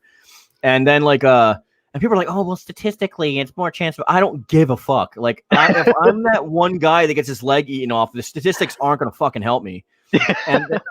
And then my friends are all like, "Oh, let's go tubing and let's go this and that." And I used to do all that stuff. I'm like, "It's just a river. It's just a lake." I'm like, "Yeah, but bull sharks go in rivers and lakes." The whole basis of the movie Jaws is about a pregnant bull shark who went into a summer camp in a stream and ate kids. So no. No. I'll tell you how much I hate sharks, okay? Well, first of all, I love them. They're my favorite animal. But when I went into school, my major was in marine biology. Until I found out that you have to have a certain amount of hours in the actual ocean, like doing like categorizing and stuff like that and diving, I switched my major to regular regular biology because I'm so terrified of like the water. And we're talking about when I was a kid, I used to swim out past the buoys, like because I just loved swimming. I would go out past the buoys, like the lifeguards would have to come out and grab me and yell at me, and like I'd go under the water and swim under with my eyes open. Like I mean, I was a fucking fish. And I am so far removed from that person that like if I go in the water and it's past like my knee, I'm shitting myself. Like I can't do it anymore, dude. Like I just give me an Olympic sized swimming pool and I'll go to town. But I really can't do that stuff anymore. Michael Garcia says Megalodon is my favorite shark. Well, I'm glad they're fucking extinct. Yeah, I was gonna say those are extinct now. Yeah. I'm glad they've been extinct for like 2 million years. Go fuck themselves. Like Megalodon. It's like a giant ass great white, dude. It's like a great white the size of a blue whale. No, thank you. No, thank you. Actually, no, I don't think we could talk about that on stream. But I remember hearing this crazy story about whales and like people who they used to make maps back in like the 1400s. But I don't think the word that I have to use is like safe for YouTube. So. Oh, okay. Yeah. You have to tell me after. Yeah, I will. Yeah, I mean, I have a big fascination with sharks and aquatic life. I love the ocean. Fun fact about me is like those of you guys that know that I'm like an artist. I used to go to the Camden Aquarium because it's like the best aquarium around in my area. Even though Camden is trash, I don't recommend going there because you'll probably get shot. But I used to go to the Camden State Aquarium, and I would just go in the shark tank and just sit in there in the morning for like 8 hours and draw. Like I had a membership, so they knew me, and I would just go in there and sit in the shark tank and draw. Like I love them. I'm so fascinated by them, but I respect them so much to not want to go in their freaking area. Just the same way as I'm not going to run around the woods with like a stake in my ass, like calling a bear. Like, I mean, I'm just not. They can have their area. It's fine. Humans already encroach on far too much of nature as it is. I'll stay in my air conditioned fucking house and play my PlayStation 5 and not have to worry about like, you know, anacondas swallowing me whole and shit like that. Like I'm okay. Yeah. I'm okay. Sean said mind blown. What a good story. Oh, I actually when I was surfing, that's not when I stopped surfing. That was when I stopped lifeguarding. When I stopped surfing, it was because I had an encounter with a mako shark, and that's why I stopped. I was surfing on like this Hawaiian Island creation board, which was like $750. I love that board. We were out like on the tide when the tide was coming in, and like we were inside like the half pipe, you know, when like the water's like gonna crash in on itself. So I'm inside and like I'm holding the wave and like I'm just like in my zone. And then in the wave next to me, I see a freaking like 4 or 5 foot mako shark, which wouldn't do much damage to me, to be honest. But I was so scared, I spun out of the wave and I crashed my board into some rocks that were nearby, and I just swam to shore and said, "Fuck my board." Like that was it. I never surfed again. Damn. It's terrifying. They are terrifying. They're little. I mean, more power to them. They've been around since the dinosaurs, since the Jurassic, and have never had to evolve past what they are. They're living torpedoes of like menacing grit and death, and I respect the hell out of them. And I know that they're not like out to eat humans. I know that like it's a case of mistaken identity, thinking we're seals, or the fact that they have like exploratory bites, just like a cat or something, because they don't have hands, so they obviously can't test out what's going on, what's edible and what's not with their fins. But they're too OP, man. They got those electromagnetic like lateral receptors on their sides that can like literally sense any kind of electromagnetic material like activity within like a mile. They can smell a drop of blood in an Olympic-sized pool. Like they are too OP for me. Yeah, like fuck them. Like I love them, but fuck them. Like they're too OP. What are you gonna do? Punch it in the nose? Like, come on. With that slow ass underwater resistance, you're like, ooh. At work the other day, I heard this crazy story about this person that survived a mountain lion attack because they reached their hand into the lion's mouth and like grabbed the tongue and pulled it, and it suffocated the lion to death. Oh, that's fucked up. Yeah, but the guy survived though. But it was just like it's a crazy ass story because like. Oh yeah, but that is yeah. Do that. Poor kitty though. Yeah, poor kitty. I don't know, man. Like I respect nature too much to. I think a lot of that comes back from like ancient ideas that like humans have dominion over the earth, you know, that like we're in control of the animals. And I mean, a lot of that comes from like religion and stuff like that. But I mean, we're just like evolved, like we're just apes. Like, I mean, like literally like the only thing that we do is we have numbers, like that we are the only apex because we have numbers. We created technology and communication to better communicate with ourselves. And I'm happy. We've shrunk over time. Like, I mean, we're not as strong as like our chimpanzee cousins. Like, we'll get the shit kicked out of us by like a gorilla or a bonobo ape or like an orangutan. But you know what? We can build a PlayStation 5 and play Soul Calibur 6. Exactly. So humans for the win. But oh man, Michael Garcia says I draw animals. That's why I love Megalodon, but more Ice Age animals. Funny thing is any of that stuff could happen to us too at any time. Like there could be one of those catastrophic events that happens to us and wipes humanity out. Like there's already a couple like scientific hypotheses that it's happened before, that humanity has existed to a point of civilization before and it got wiped out and then started over again from the few that were left over. There's a lot of crazy like speculative things like that. Especially when we found out that like Neanderthal, that's how it's pronounced. It's not pronounced Neanderthal. It's pronounced Neanderthal. Neanderthal, they used to think was a part of human evolution, but they found out it's actually a completely separate subspecies of a different ape that evolved alongside of humanity. So there was like Neanderthal, and then there was Homo sapien before Homo sapien. And white Europeaners, because they were in Europe in the cold, they actually mated them out of existence. And there's like that's like a reason we have like a cranium and like a dip in our foreheads and stuff like that, because like we have like Neanderthal DNA in us, which is pretty freaking weird. But yeah, there's like I love like history and anthropology and all that stuff. Like I'm huge into like any kind of science you can think of, but I just respect other species, and I don't need to like I'm fine having a cat or like a bearded dragon or like a puppy, you know. I don't need to like have a Siberian tiger in my backyard or like you don't want to be the Tiger King? No. I don't want some crazy bitch to get mad at me and feed me to her cats. Get out of here. No, thank you. It's not happening. I mean, I would like if I was allowed to have anything, I would love to have like a tank with like a great white or something like that. But like I would never want to do that to them anyway. It would just be cool to look at. Like I wish they survived in captivity so I can go look at them in the aquarium, but what about cryptozoology? I was into cryptid stuff when I was like younger until I realized that like the vast majority of it has like no evidence behind it. Like I was huge into like the Loch Ness Monster and Bigfoot and all that stuff, but like the Mothman. But the only one of those that ever has any kind of validity to it is like Megalodon, and that's because Megalodons actually are considered cryptids too. But it's only because we have their teeth in their jaws to prove that they actually existed. But all the other cryptids, there's like no evidence outside of like hearsay and like fat rednecks like talking about like seeing them and being abducted by aliens and shit. So I don't know, dude. I'm interested in that kind of stuff. Well, my skepticism far outweighs my curiosity when it comes to that kind of stuff. I used to watch too many documentaries that got me into it, and then like Monster Quest. Have you ever watched Monster Quest like when you're a kid and it comes on like the, I think I've seen a few episodes of that. Monster Quest. You know what I mean? Like they get you into like thinking that it's like it's real, and then at the end they're like, but is it out there? Nobody knows. And it's like, no, it's not. If you didn't find it out here, it's not happening. But we only know about like 20% about our oceans. Yeah, but we have like sonar and satellites and like, you know, we have so much technology that like we would know if something like that existed.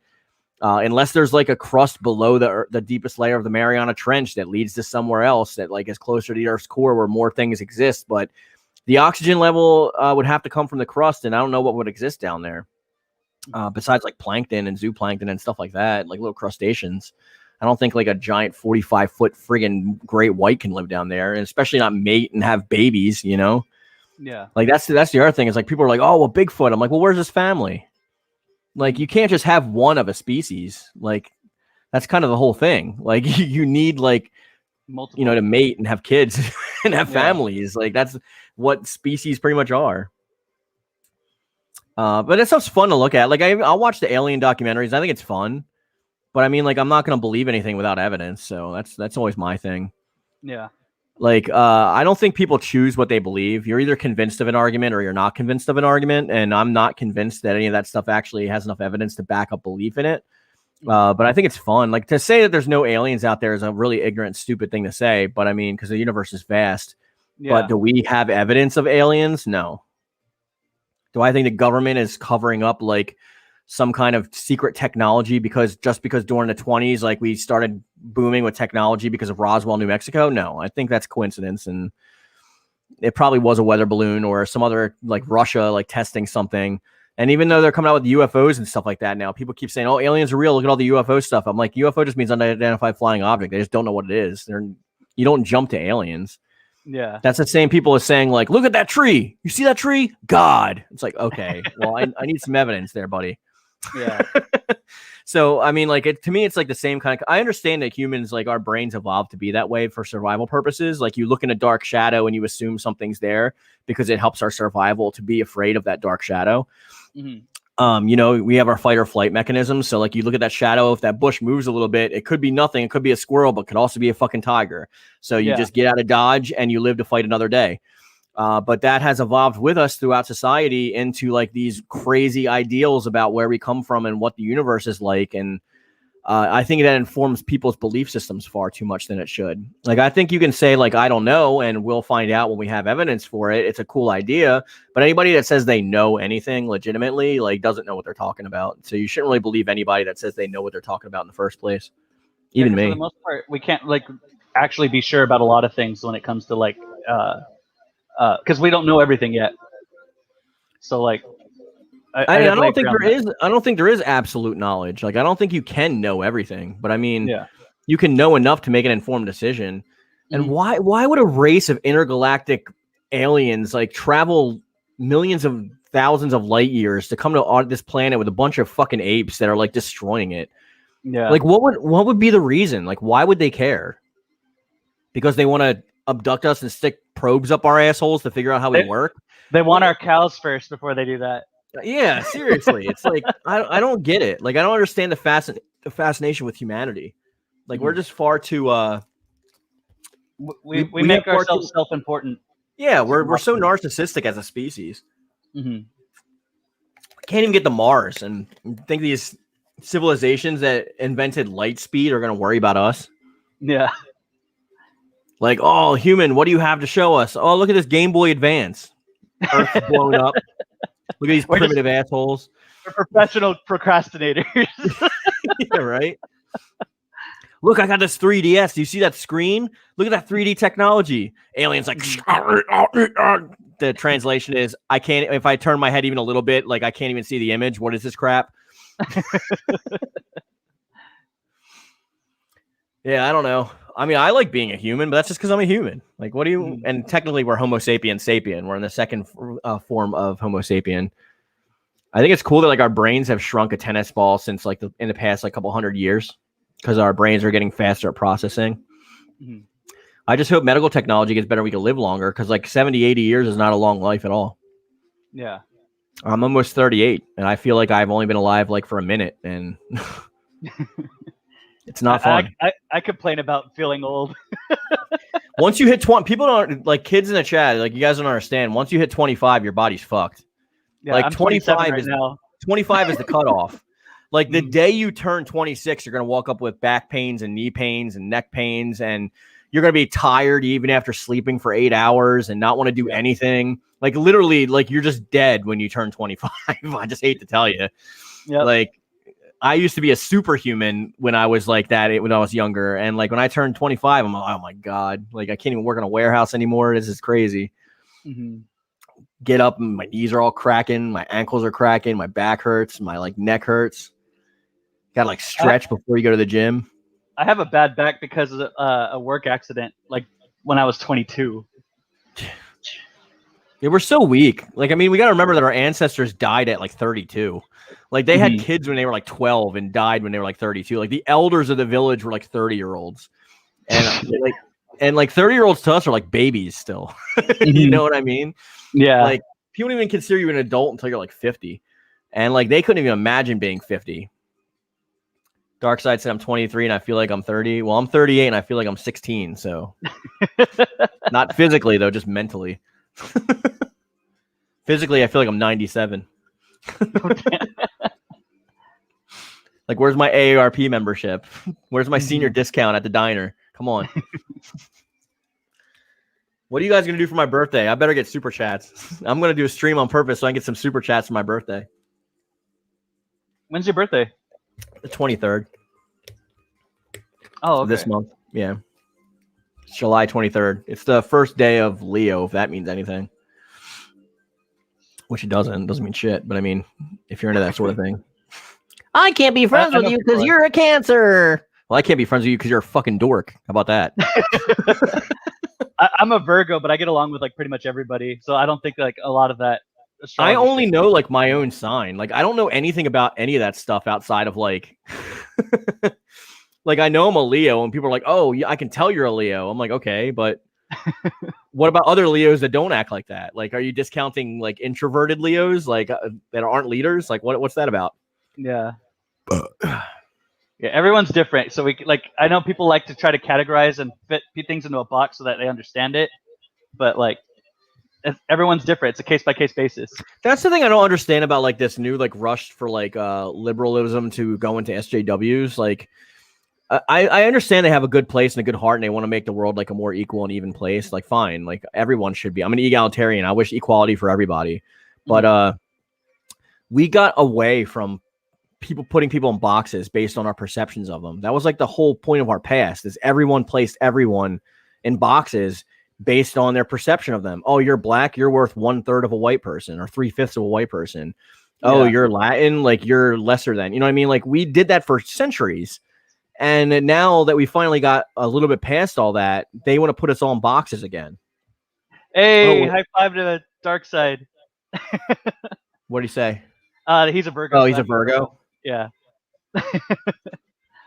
Introduce yourself as a Scorpio first, and then when they make assumptions, say that you're actually a Cancer or another random one, and then they reveal your sign later. Oh, dude, Josh. I was playing with my buddy, right? And he's probably watching this. What's up, Matt? I was playing with my buddy, and he's into like tarot reading and stuff like that. Like I think for fun. I don't think he really believes it. Yeah. So he was like, just let me read you. Just let me do a reading for you. I'm like, all right, whatever, dude. So he did the reading for me. And he was like, isn't that exactly like you? And I was like, all right, now shuffle the cards. And if you redo it and it's all the same exact cards, then I'll believe you. And he was like, fuck you. I hate you. And I was like, yeah. Yeah, it's not repeatable. I don't believe it. Yeah, it's all based on chance. I totally exactly. get that. Yeah.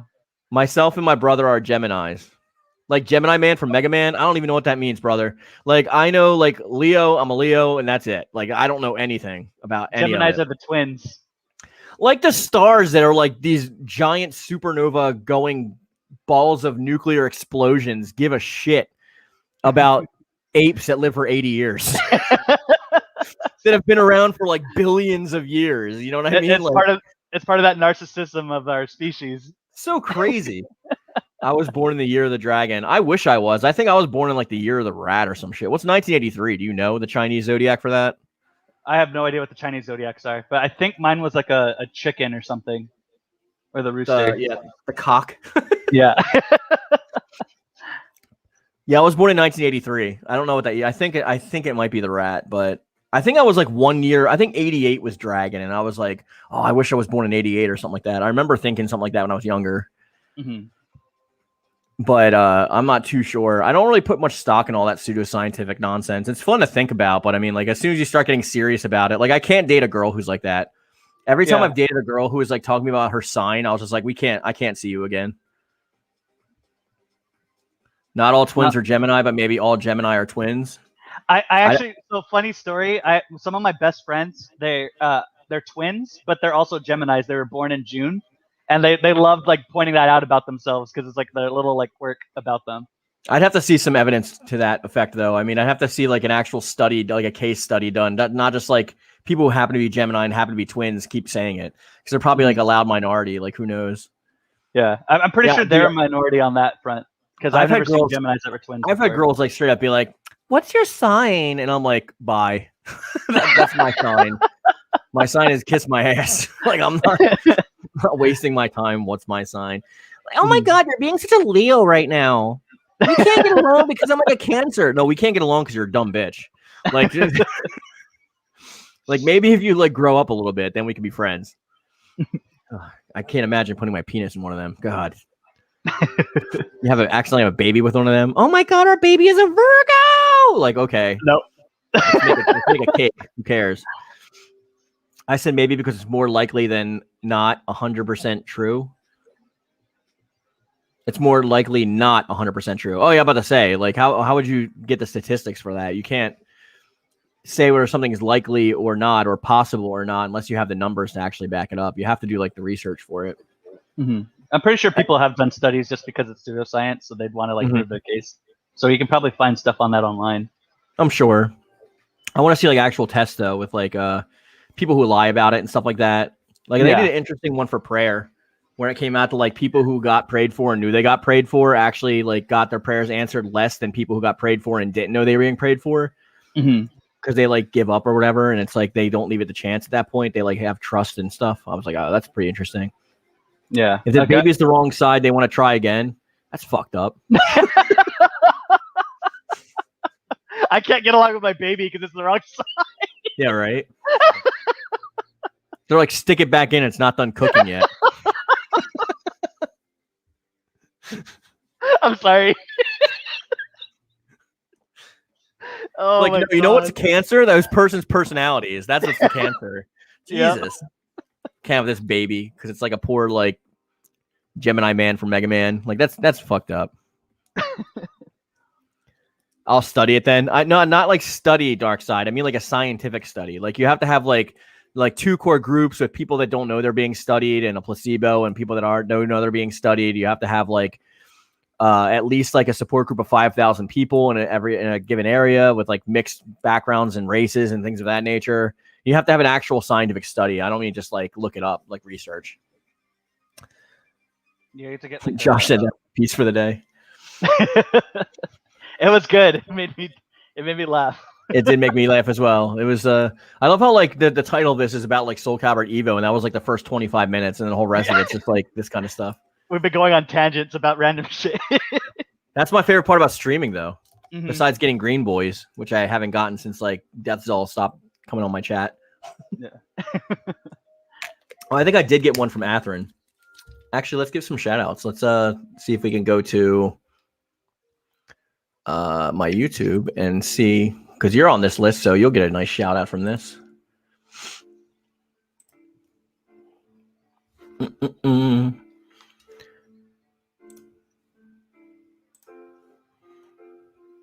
All right, so let's go back to share screen. I think I'm the only person that like actually shows this stuff with people. The stats on your channel, or yeah.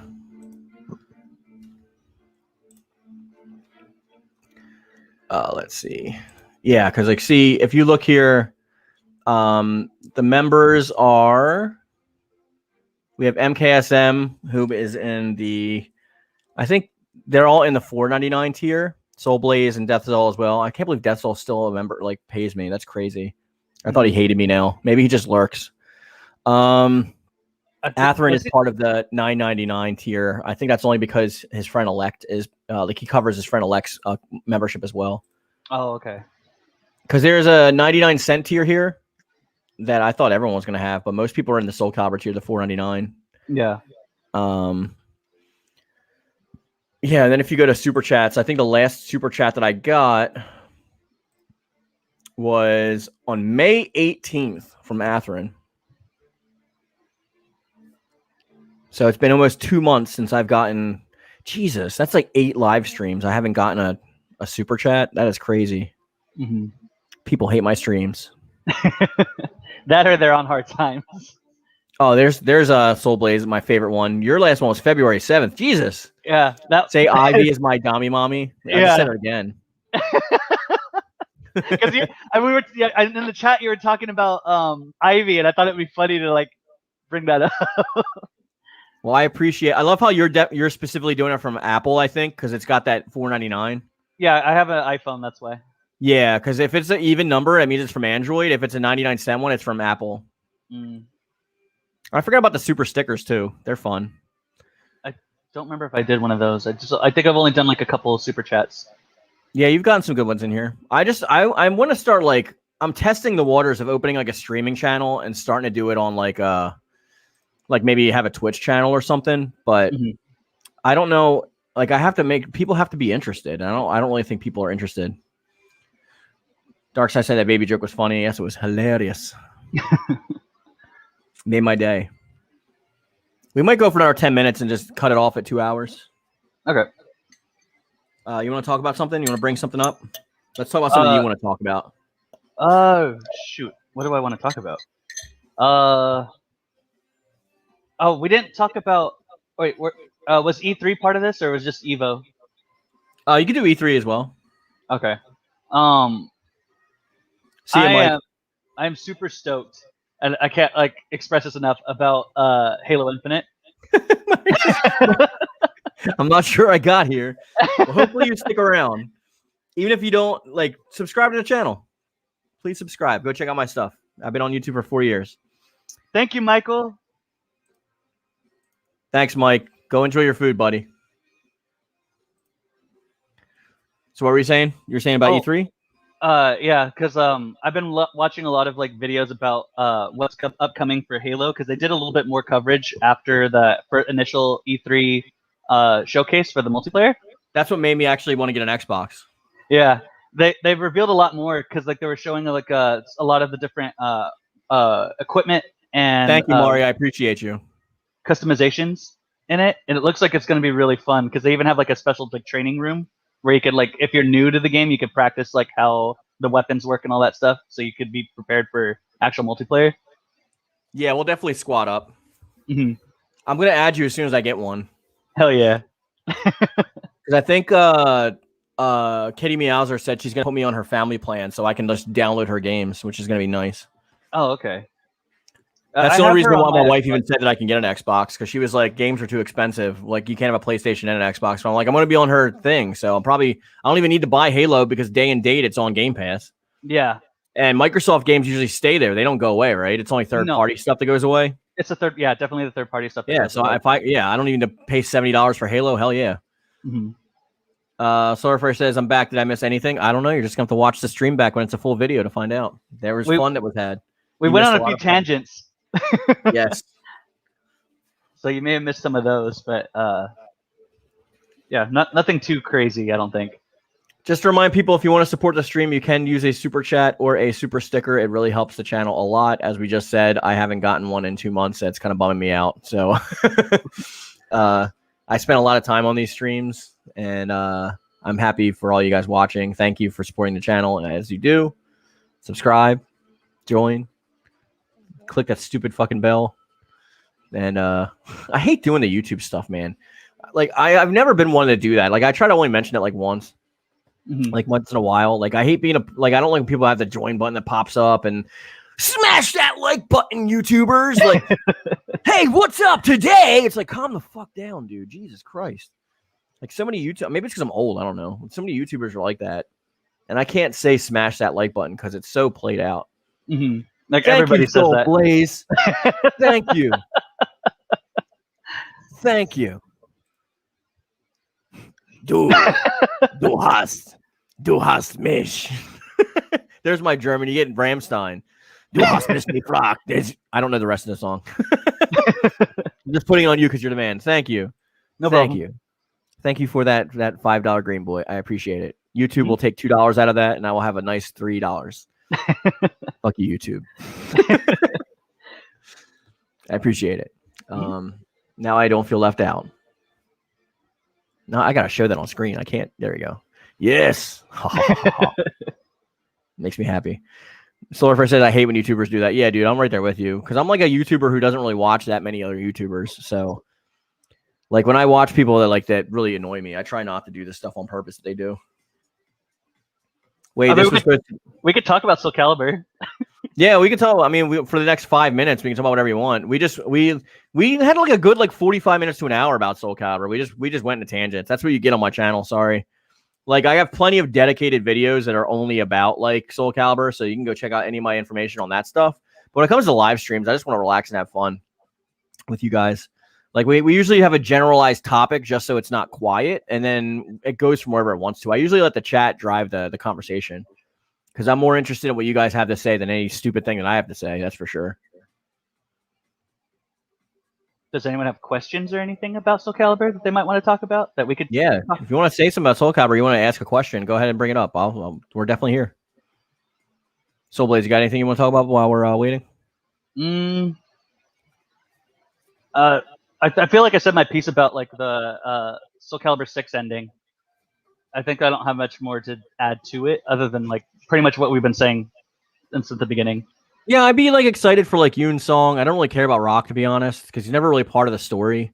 I also don't really care too much about Aeon outside of like his play style and like what he would do for the lizard race. Sorfer said, what stages would you guys like to see? The stuff that you guys were posting, I was lurking. I was watching. Like, I definitely want a beach stage. That would be fun. I think my favorite stage in Soul Calibur was the one in 5 where you fight Nightmare for the first time, where like the city's on fire. Oh, yeah. That one was my favorite stage in all of Soul Calibur.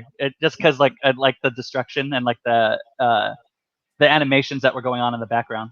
I always like the one where you're on that water square too. You're like going down the water and you're on that like that moving square. I thought that was pretty cool. Oh yeah. It's like a raft, right? Mari says, I wish we got Yoon Song.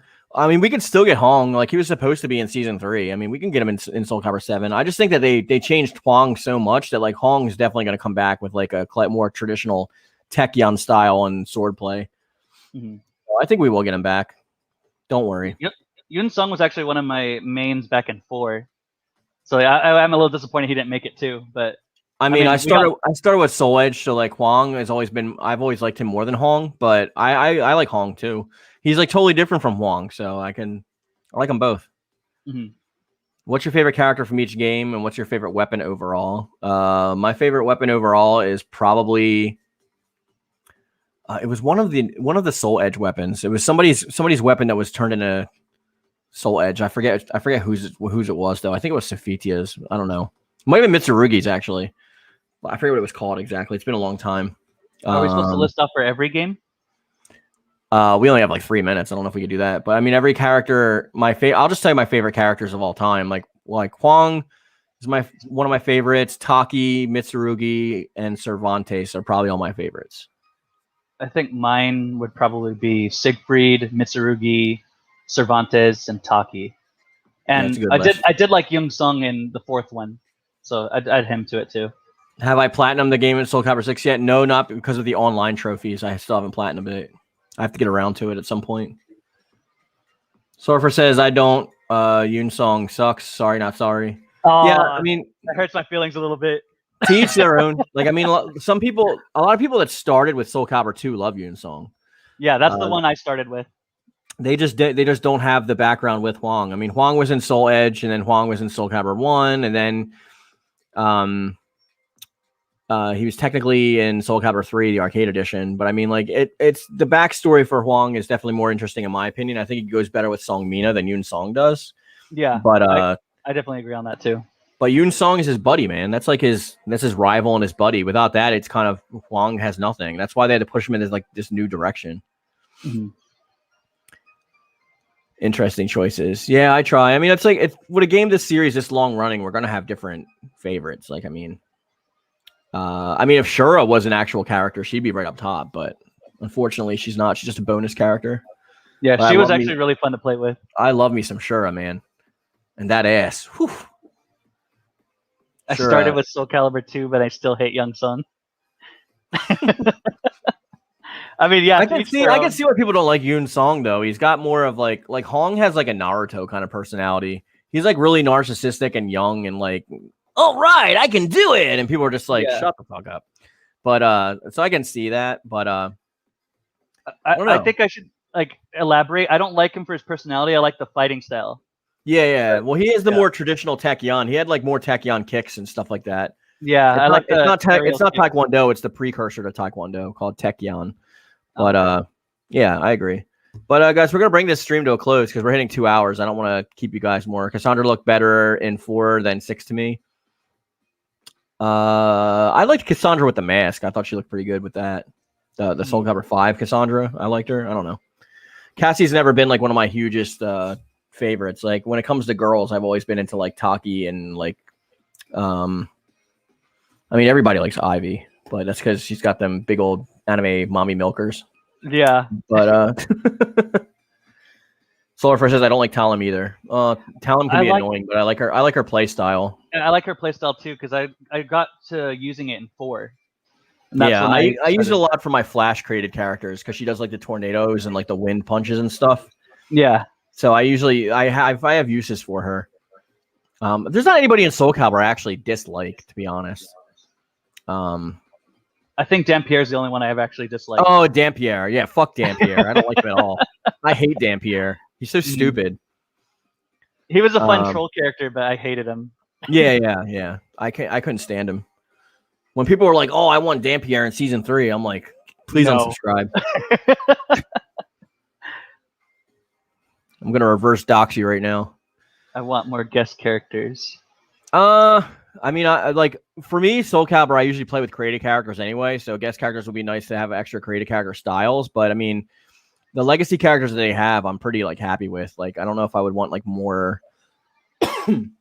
Like, I like guests, don't get me wrong, but I mean, if you have an overabundance of guests and over like an over emphasis on them, it can take away from the actual characters in the game. So you got to be careful. It's a little bit of a balance act. Yeah, I think they did a pretty good job with 6, but there was a lot of people said there was too much in 6. I could see. I think the only one that I feel was out of place was 2B. Yeah. In that one, but I mean, she was still fun to play. Yeah, I still use her, but she is out of place. I agree. It was almost like Ningen and Tekken. Yeah. But Ningen, man, I can't get away from Ningen because that Lucille, those attacks, those 40% damage attacks. God. My buddy Nico was playing him, and he fucking demolished me. One of those games that we were playing. Oh, he's OP. Yeah, if he was in this game, Nightmare fans would be running for the hills. He'd be pulling a Glenn on Nightmare. Mm-hmm. I really hate Dampierre's fighting style. Worked really well for a Jester character that I made. Yeah, like I said, all of them usually have their sword. You can use them for things, but I mean, I hated his look. I hated how he acted. I don't like Joe characters. If anybody knows me, like I don't like Joe characters at all. Like Mr. Satan from Dragon Ball is like my most hated character of all time. So, are you not a fan of Dan in Street Fighter? Actually, I like Dan, but okay. Not because he's a Joe character, but because he's a Shoto. So like I'm really good at using him because I'm good with like all the Shoto characters. Like I'm good with like he's got like his own version of Tatsumaki Senpuya. He's got his own version of Hadouken and like you know what I mean. So like you can pull those moves off.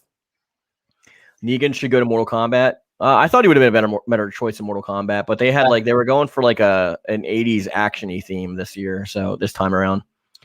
I never liked trolley jokey characters either. The only one that I actually truly love that I hated at first is Mecha Naruto from Ultimate Ninja Storm 3.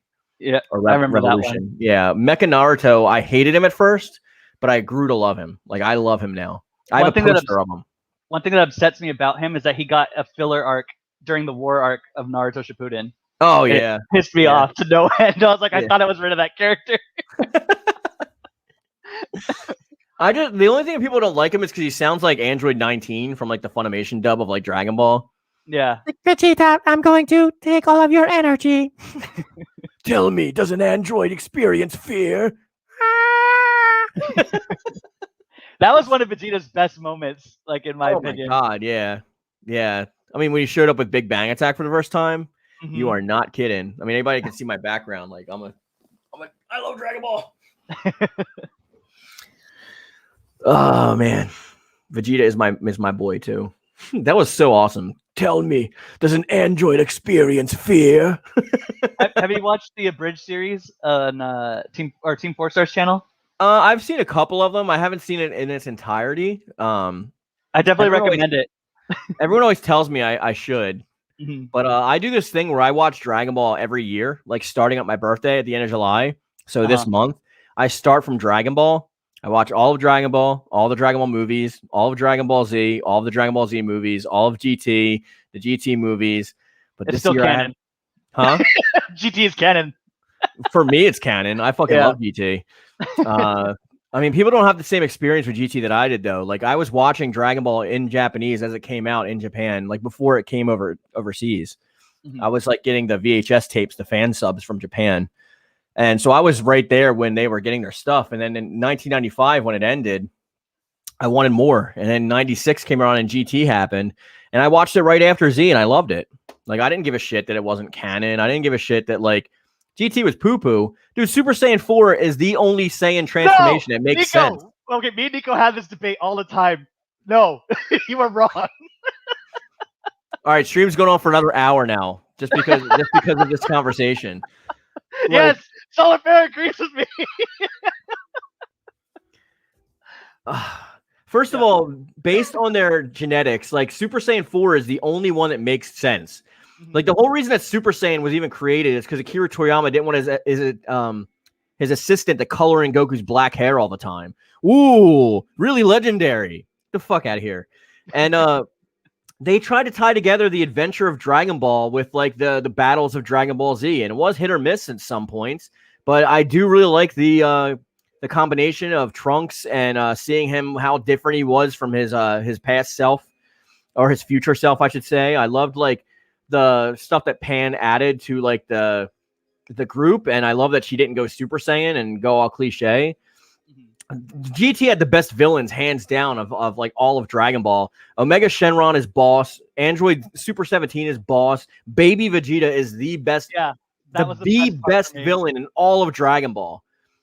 In all of Dragon Ball, and he's the only one that actually has like an actual reason for doing what he's doing. Well, I'd say between him and Cell were my favorite Dragon Ball villains. See, I liked Cell, but I wasn't huge into like Super Saiyan 2 Gohan, which is why everyone loved Cell, because that was when like he went like Super Saiyan 2. Yeah. Like I was never like a huge Gohan stan. I was always like a Vegeta fan, and like Cell's cool, but like I was always more into Frieza than Cell. Okay. But my favorite thing was Ultimate Buu. Like when Buu absorbed Ultimate Gohan. Oh yeah. Yeah, that was my favorite. Like that's probably my favorite from that earlier. And I'm a huge Raditz fan too. Like I loved Raditz. Like I cried in Dragon Ball Tenkaichi 2 when you did that What If spinoff where like Raditz hits his head and becomes good. Have you played that? No, I never got to play that one. Okay, so Dragon Ball Z Tenkaichi 2, which is I think is better than 3. In the story mode, you get these What If sagas. And one of the What If sagas is Raditz comes to Earth, but he hits his head and crashes. And then Goku finds him, and he realizes that they're brothers, and they're like best buddies. They're like best buddies. They're like fighting villains together and stuff. And like it's a really, really heartwarming like What If saga. I don't know, because I've always liked Raditz, so the fact that he's in that is cool. Does he turn Super Saiyan in that? Or no? I'd wonder what he would look like because he kind of. He only turned Super Saiyan in Dragon Ball Heroes. That's the only time he's turned Super Saiyan. Oh, okay. I mean, other than that in GT, like first of all, it's only 64 episodes, so it's short and sweet. It's not drawn out. It doesn't go over. Like, I mean, I can see how you don't like the pre-baby stuff, but if you like Dragon Ball, you like that stuff, like the General Rildo and I forgot what the assassin's name was. I forget his name. Legic. Yeah. Like all the pre-baby stuff. Like if you like Dragon Ball, like traditional Dragon Ball, then you would love that stuff. I think they did a good job for what they did. It's certainly better than Super. Like, so the one gripe I have with Super, like I'm sure it's cool that we're getting like more like content for Dragon Ball, but like I feel like the power levels are like super inconsistent and they don't explain it now. Like where 17 just could magically like match up to Super Saiyan Blue. Like yeah, that bugs me because at least in GT they explained how he got stronger because there was a future one and then the one from Hell, I think, that they fused together. yeah, And it becomes the Super Android 17. Super Hellfighter 17. Yeah. That one at least made sense that like, he's super strong now, but like in Super, he's just like, oh, I just got better because, And then Frieza's like, actually, I never trained before in my entire life, so now I'm going to train for a year, and I'm going to go gold like you monkeys. I'm like, all right. Okay, Frieza. To be fair, though, like the hyperbolic time chamber when Vegeta and like Trunks and them trained in it, they basically did the same thing as Frieza did when they fought Cell. Yeah, true. Your friend said that Black Star Dragon Balls were awful. Listen, you can't even compare the Black Star Dragon Balls to the Ultimate Dragon Balls and Dragon Ball Super, or like the freaking, like there's so many dumb Dragon Balls now. Like in the new arc in the manga, there's like the Cerulean balls. There's so many freaking Dragon Balls out there that they've become useless. I actually like the Black Star Dragon Balls because of like how it put like a time limit on everything. And again, like I said, it actually tied back to Z, and each ball represented a negative wish that was made upon it, absorbed negative energy, and turned into its own individual dragon. I thought it was a really cool concept, and I thought the lead up from the Super 17 saga was really done well. The only good thing to come out of Super was Hit. Yeah, but then Hit turned into like another Piccolo. Like, what, he's gonna be watching Pan in the future? Like he does nothing. He's like the greatest assassin in the universe who doesn't do anything. He doesn't even match up to what's that new guy, Jiren, anymore? Yeah. Or like that he completely blew Hit out of the water, so he's like irrelevant now. Don't get me started on Jiren. Jiren's boring as hell. So boring. Dragons become eunuchs every episode. Okay, I'll give him that, except for Omega Shenron, and I think it was the Ice Dragon and the Fire Dragon. Ice Shenron and Nova. Yeah. See, Nova was awesome because he turned into a good guy, which was freaking cool, and he even went against his twin brother, which was awesome, and he sacrificed himself against Omega Shenron. All that was awesome.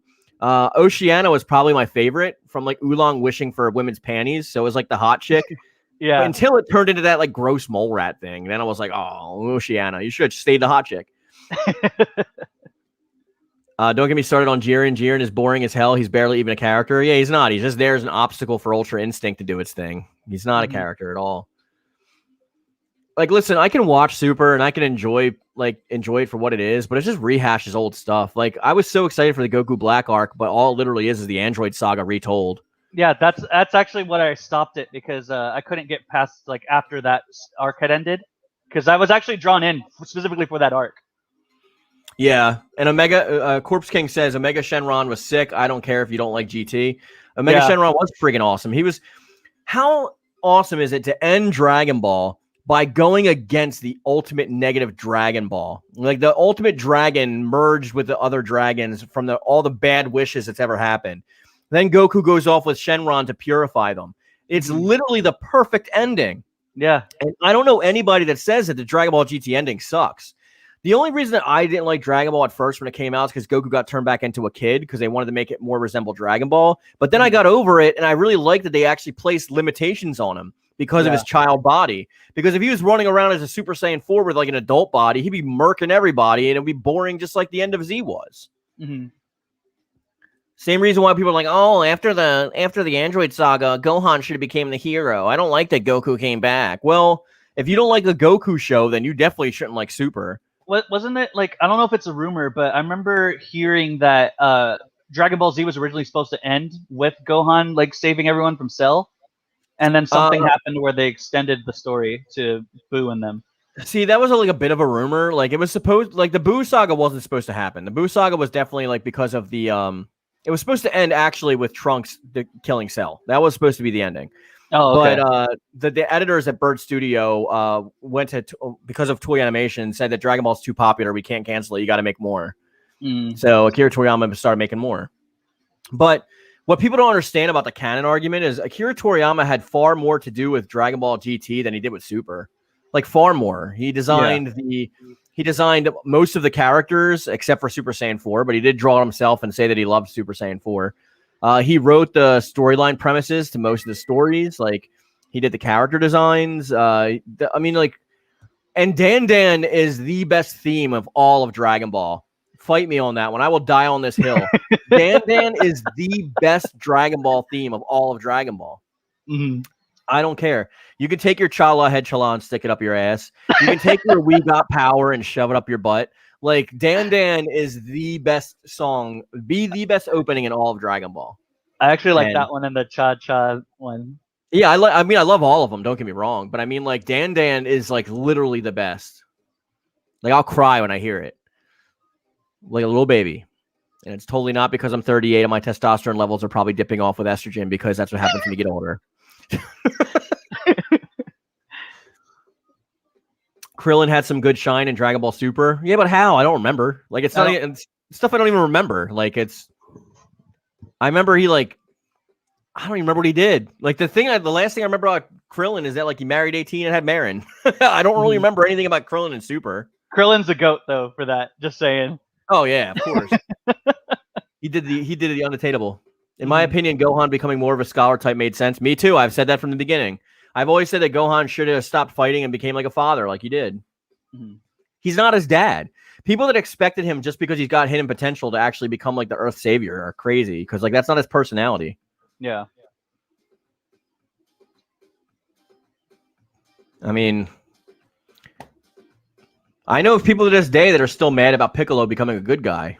So really, you're just gonna yeah. A lot of Japanese fans hate that Piccolo is like an actual good guy. They wish that like he just died with like Evil King Piccolo and stayed that way because he turned into a joke.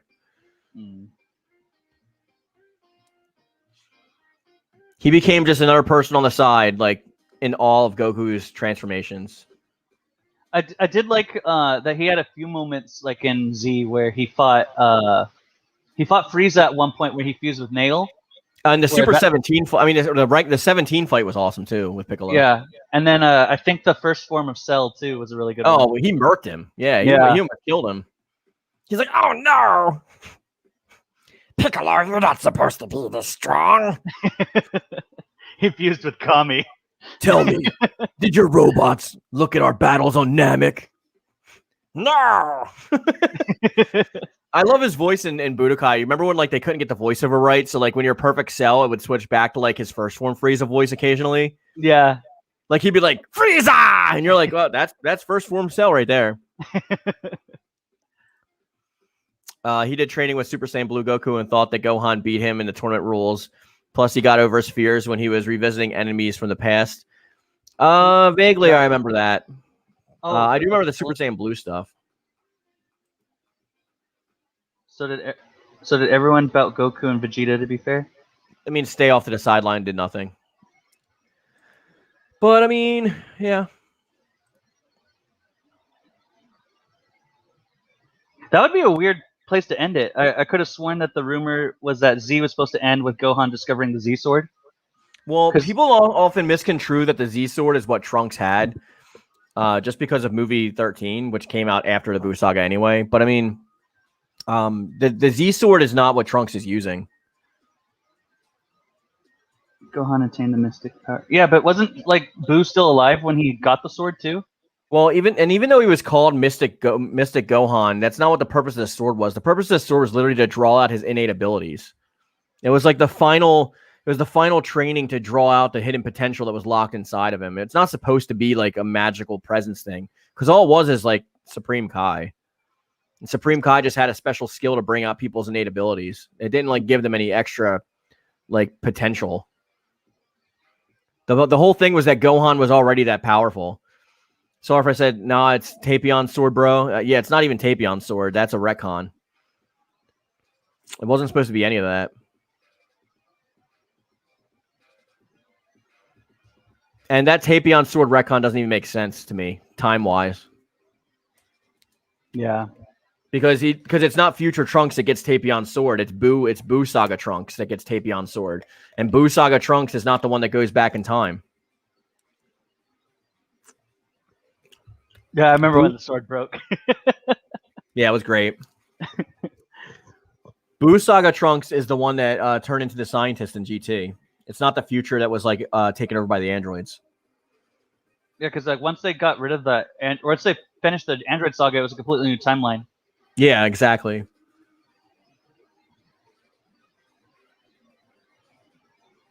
And future Gohan's probably my favorite version of Gohan anyway. The one-armed Gohan. Yeah. Yeah. That had the most emotion in any Dragon Ball special ever. What is your favorite DBZ movie? Probably Fusion for Rebirth. Either Fusion for Rebirth or maybe I would also actually say Tree of Might, maybe. And if not that, people are going to hate me in the comments for this, but Bio Broly. Bio Broly. Yeah, when he came back as a clone and had that like swamp thing goo all over him. I don't think I've seen that one. It's the third Broly movie. So there's Broly, and then there's Broly Returns, and then there's Bio Broly, which was like a scientist recreated a clone of Broly, but like he got absorbed by like the cloning gel stuff and like went crazy. And he fought against Kid Trunks and Goten. The reason I like it is because it doesn't follow the same formula that all the other Dragon Ball movies do. Because every Dragon Ball movie follows the same exact formula. It's like tough guy shows up, beats the good guys attain new power, beat the bad guy at the end. Yeah. But Bio Broly goes into it's more of an adventure, like a fun adventure, like a kind of I want to say Indiana Jones type thing, which is why I like it. I don't remember if it was a movie, but I really liked the one where I'm pretty sure it was a movie, where it explained Future Trunks' like story. That's a special. Yeah, it's not a movie. Okay. It's an OVA, but yeah, that's why I said it's got the most emotional impact in that whole special. Yeah, because I did like that one a lot. So I like Fusion Reborn and Cooler movies. See, the thing about the Cooler movie that I don't like is that it doesn't get good until the end. Like the whole first half of the Cooler movie is so fucking slow. When they're oh, sorry, good. No, I'm just like when Salza's like hunting them down and stuff. Like it's just so boring. When like Gohan gets blasted in the chest by in the back by Cooler, and they're like trying to hide him before they give him a sensu bean. It's just like literally like 30 minutes of them like hiding.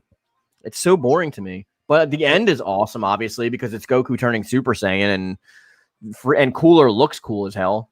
So yeah, but there's reasons why that's not my favorite. I like the original three though too. The original three are probably my favorite, my top favorite.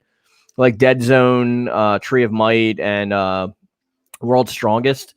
Before like Super Saiyan enters the picture, I just really like how they feel. The overall adventure feel of those movies. My least favorite is probably Lord Slug. Lord Slug sucks. I don't even remember that movie, but I remember watching it as a kid. I just don't remember. He gets beaten by whistling. Oh. Yeah, that's what I mean. Like most people's favorite movies are like for the villain themselves. Like a lot of people say Fusion for Rebirth because of Gogeta and Janemba, not because of the actual movie. But I actually like the adventure of it, where like they actually go to hell and it gets turned into like that candy world, and all the souls like can't like go through the wash. Oh, yeah. Fusion for Rebirth is Janemba. Oh, okay. Fist of the Dragon was another good one, but Hirudegarn was a very weak villain. Like I was more into like the magical guy behind Hirudegarn than Hirudegarn himself. He's pretty weak. Like not like weak like as in strength wise, but like his he didn't have a personality. He was just like a big monster. So is there really no Soul Calibur EVO? Because when is actual EVO? I saw your other video and posted because I only know it's only a side tournament, but like ultimately they mean no new.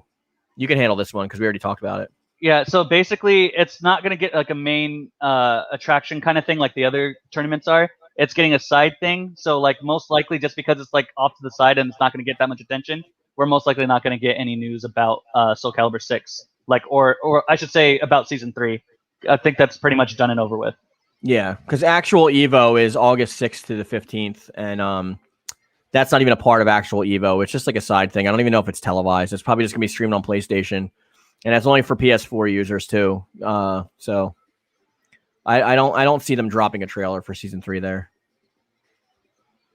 Only good part about Lord Slug is when Piccolo tore his ears off so he wouldn't hear the whistling. Yeah, that was funny.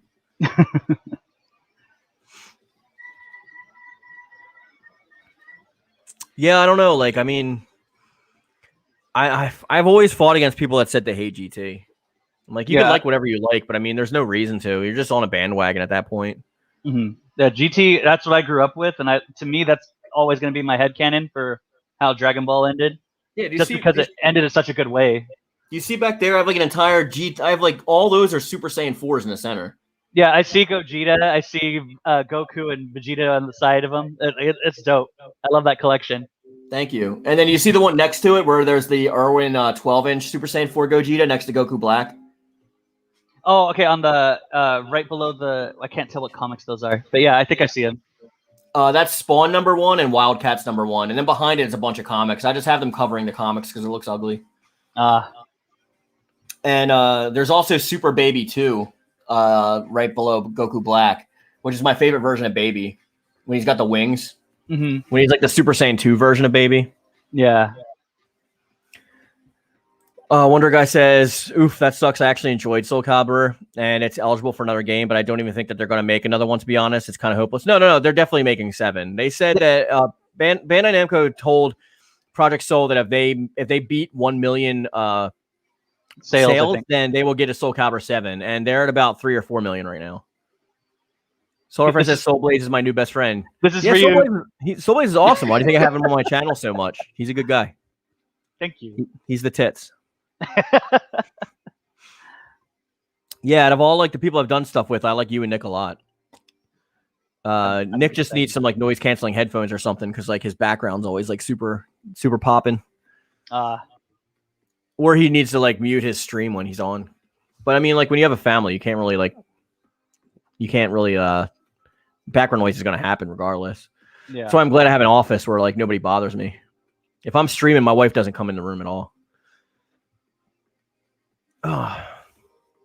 Well, that was a good 30 minutes of Dragon Ball talk. Anything else you guys want to talk about before we end the stream in the chat? Yeah, I'm good for another 30 minutes if everyone wants to talk still. Yeah, I can go for another 30 minutes. Like I'll go for I mean, if somebody wants to throw me another $5 super chat, we'll go for 3 hours. How about that? We'll go to 30 minutes. And you have 4 minutes to do so. I think that's feasible, right? Is that a bit? That's doable. That sounds fair.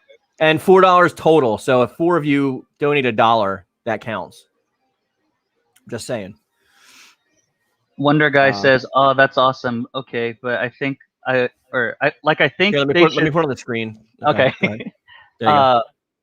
I think they should at least let their fans know that they are done with 6 and not making a season 3. Or was that on the tweet that they tweeted? They didn't tweet anything, to my knowledge. No. Yeah. Yeah, that's the same thing we were saying in my video and like in the beginning of the stream that like Mortal Kombat like actually announced the end of Mortal Kombat 11, which is unheard of because they usually never announce the end of anything. So I didn't expect them to say that they were ending, but now Mortal Kombat has kind of set a new precedent where now I want them to. Mm-hmm. That's all I want them to do is send out a tweet saying thank you for all your support. We'll see you in a few years for Soul Calibur 7. The soul still burns. If that's the tweet, then I'll respect them more. Yeah, definitely.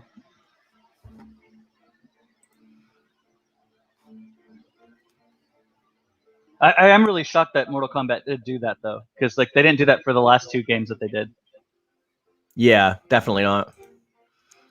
They never like no fighting games do it. That's why I was so shocked. That's why I wanted to like mention it in today's video because I was just like really taken aback by that.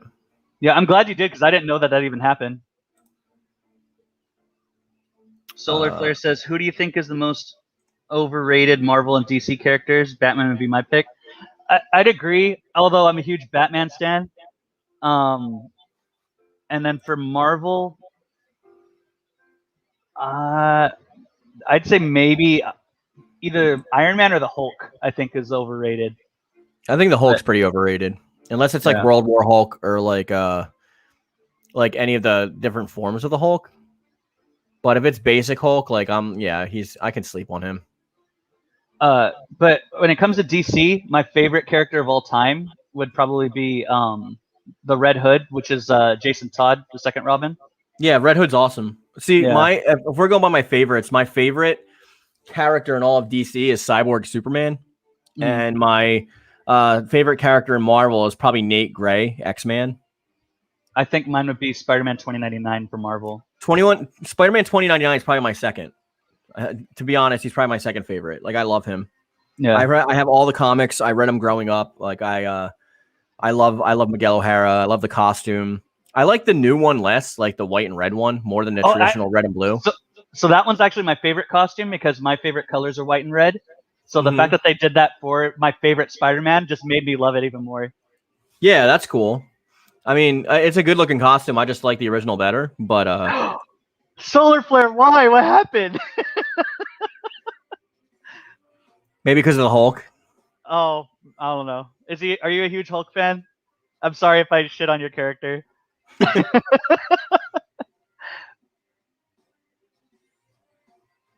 Wonder Guy said because they had tweeted something about supporting them still in the tweet for 2021 and more years. Yeah, And but that probably just means like update patch notes and stuff like patch fixes and updates. It doesn't mean necessarily content. We fighting next time? who are we fighting? What happened, Nico? You talk trash about my boy Hulk. Oh, I'm sorry. I'm sorry. It's just my opinion, though. It doesn't mean anything. You can like your character. White technically isn't a color; it's a shade. That's actually incorrect. White is the absence of all color, and dark is the inclusion of all colors. So they're both technically colors.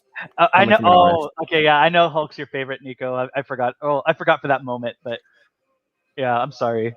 I mean, I only like World Breaker Hulk and World War Hulk. Like I liked World War Hulk when he had like Scar and like he actually was like on his own and like could communicate and stuff.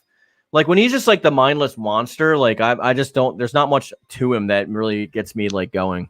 I think the only Hulk I've ever liked was Maestro in Maestro Hulk. Yeah, I like She-Hulk a lot. I did. They're destroying her in the comics now, but I used to like She-Hulk a lot. I actually haven't kept up with the Marvel comics as of late. You wanna see? I'll share our Discord. Okay. I will show you right now. Okay, here we go. Share screen. Okay, so this is old She-Hulk, right? Mm-hmm. This is the She-Hulk we all know and love, right? Yeah. Wait, how do I? Damn it! What did I do? I hate when I open it fully and then like I don't know how to go back.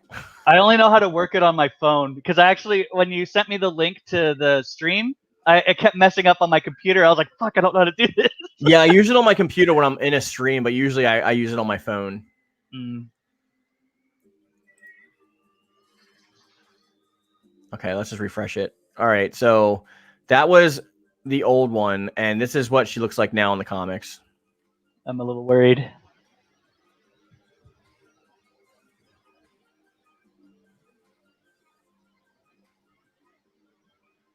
That's her. She's not on screen yet. Oh, hold on.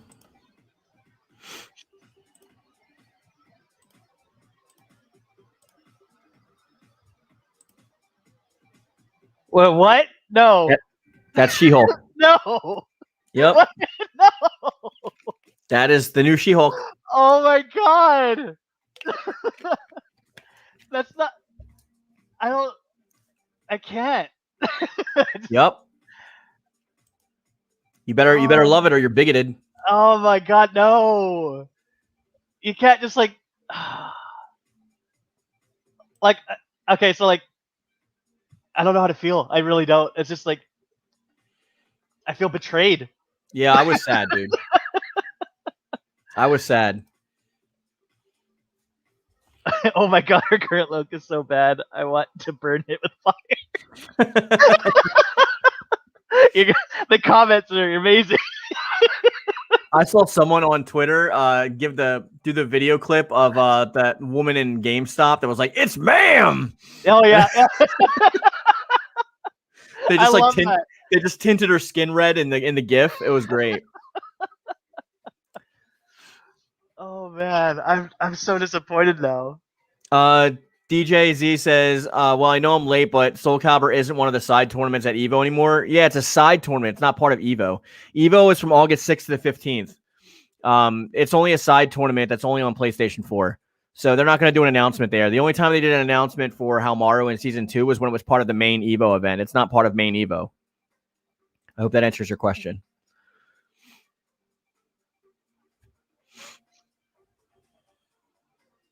Calibur says very unattractive. I'm done. Yeah. Rest in peace, Jessica. Jessica Drew. Or Jessica fucking, what's her last name? Jessica Drew Spider-Woman. It's Jessica. It's not Banner, is it? I don't think so. I know she's cousins with. Yeah, she's cousins with Bruce. I don't remember her last name off the top of my head. Someone in the comments know? Yeah, they'll probably know. They'll probably correct us in a minute.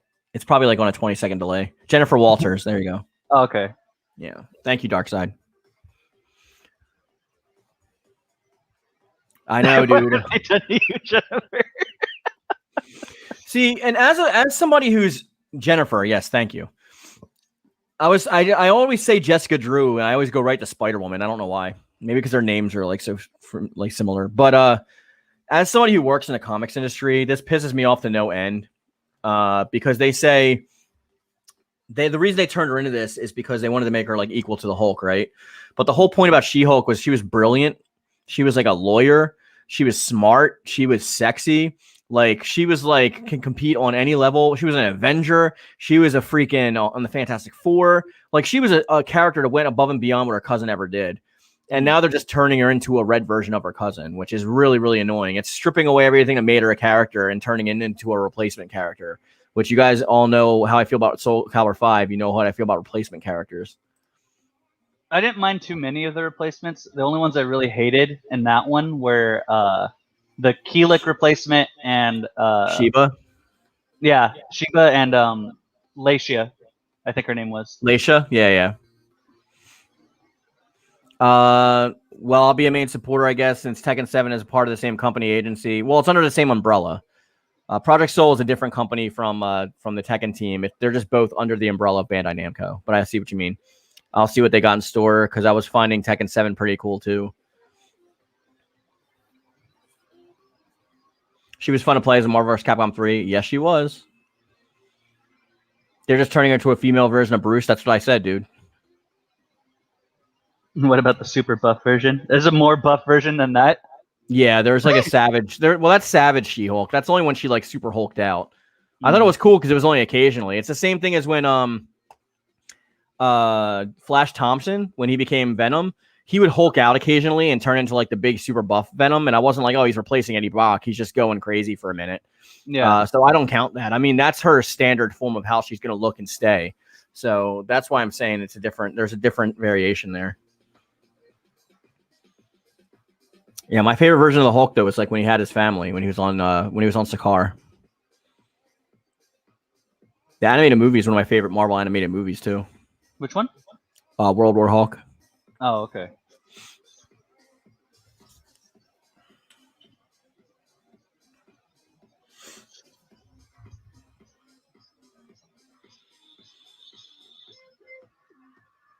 Yeah, I don't speak on that stuff too much because I don't want to get outed from like I don't want Marvel or DC to not hire me based on like my opinions of that, but I gotta say what I gotta say. I'm gonna be honest in chat. Yeah, I don't think they should count that against you just because it's an opinion kind of thing. They will. They don't care. They'll label me as alt-right Nazi and like they won't give me a job based on that. I've already seen it happen. I literally know people who have never like affiliated with like Comicsgate, and like just because they're friends with people on Comicsgate, they don't get jobs with the big two anymore. Since Soul Calibur is disappearing again, what other games do you think you'll be covering? Because I've seen some of your other content and seeing that you really cover other games and you don't sugarcoat. I cover just pretty much anything I find interesting, which is a lot of stuff. I mean, I will cover more Soul Calibur stuff if we ever get any more news, and like I'll probably just do some more lore stuff and stuff from the library because the Vocal Library series can probably honestly go on for another year. There's so much lore in the library. But those videos are really boring to make.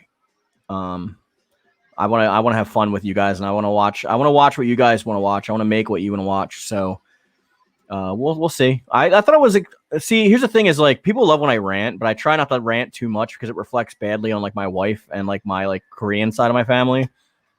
I get yelled at a lot for like flipping out and cursing on my streams. So I try not to do it, but that's what gets all the views. Every time I curse out and go into a rant, like those videos do instantly like over 1,000. Like my E3 Bandai Namco video, it did It did 1,000 in like the first day. Meanwhile, my Nintendo one did like 90. Oh, shit. Yeah, so like people only care when I like. What are my thoughts on Red Hulk? Well, Red Hulk's a totally different character. He's okay. You mean the General? That's what's Bruce Banner's girlfriend's name? Betty? That's her dad, right? General Thunderbolt Ross. He's the one that's the Red Hulk. I don't follow the Hulk comics that much, so I don't know most of the characters other than like Abomination. Wait, you changed the channel back to Mark Yoon for a time it was Soul of Mark Yoon? Yeah, I only did that because I feel like I don't want to dismay new subscribers for thinking that my channel is all about Soul Calibur. Like, I definitely talk my fair share of Soul Calibur, but like, I mean, I want to cover other things too. And if I've lost subscribers, by the way, too. Like, I've lost probably like 10 subscribers in the past week because I changed it back. But you got to do what you got to do. My channel's not here for the people who are going to leave. My channel is here for the people who are going to stay. At the end of the day, those people weren't long for this channel that far anyway. So, no. Yeah, General Thunderbolt Ross. I like him. He's a cool character.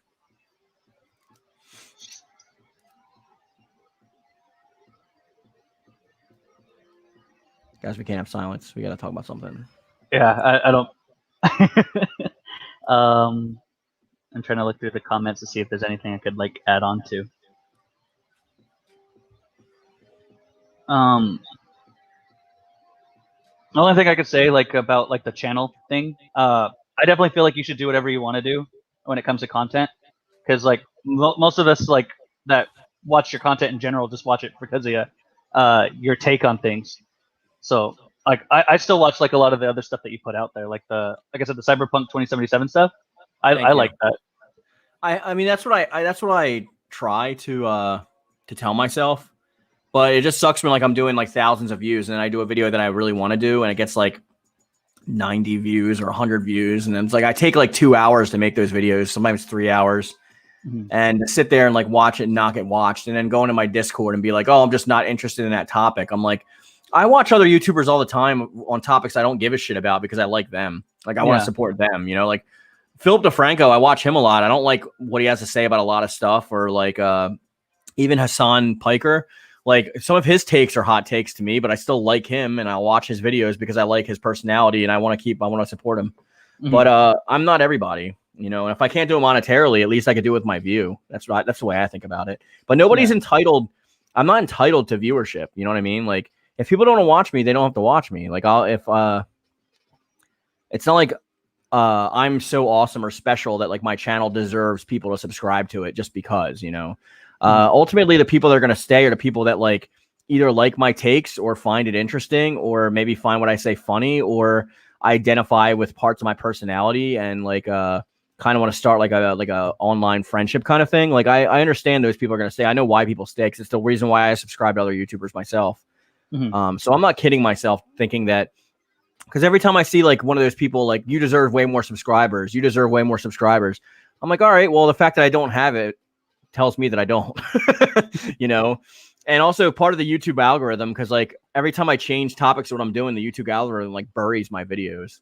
They usually only put out the videos that like are about Soul Calibur. Surfer says tacos or burritos, both. I think for me it depends on my mood. If I'm really hungry, I go burritos. If I want a snack, I go tacos. It depends on if I'm in the mood for beans or not. Because if I'm not in the mood for beans, then I'll go tacos or a quesadilla, or even like a fajita or a enchilada or a taquito. But if it's burritos, then I'm like, I want some beans. I met another who did as well. Agreed. I found you because of your Soul Calibur coverage, because it's a series I love, but I stay because you're honest and entertaining and informative. Thank you. I greatly appreciate it. The 3 who I reviewed, I stuck with yours. Thank you, Wonder Guy. I appreciate that too. True, at the same time, please not try to look at the numbers. That's a YouTube killer. Here's the thing, though, is like, I want to mention this. I actually want to talk about this. That's the real YouTube killer. But again, I'm not in your shoes, so I get it, though. When I started doing YouTube, it was for fun, right? And I was a full-time school teacher and a comic book artist. Now I'm a part-time school teacher and I do YouTube 5 days a week almost. Like I do multiple videos a week. Plus I do these like 3-hour long streams on the weekends and stuff. And I still try to do my comic book art. I had to buy to keep up with all the technology. I had to buy a Sony camera, a GoPro Hero 9, a new monitor, the microphone, a new keyboard, a MacBook Pro, a CalDigit, memory cards, my racing chair, my desks, my tables. I probably spent like $4,000 or $5,000 on stuff just for the YouTube channel. And that was at a loss because I only make from ads from Google about $150 every 2 months.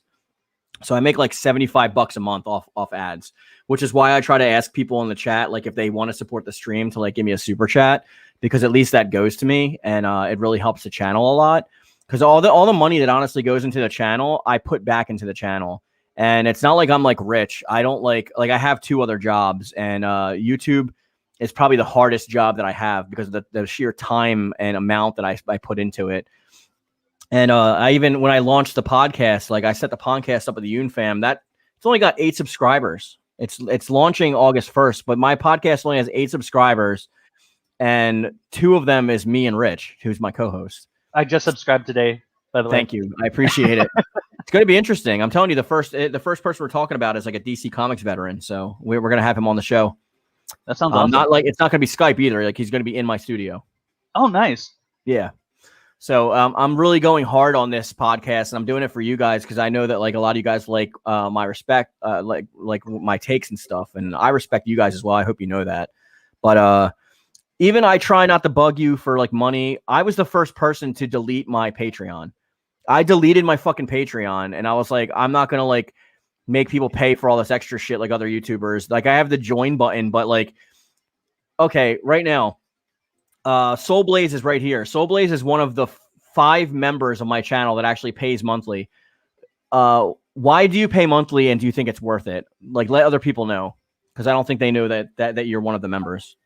I pay monthly because I have the extra funds to do it, and because I really like your content, and I feel like you and I have that kind of friendship already, where like it goes to like helping out what you've already paid for into the channel, and I just appreciate, like I said, like your takes on things, and yeah, it's just like it's.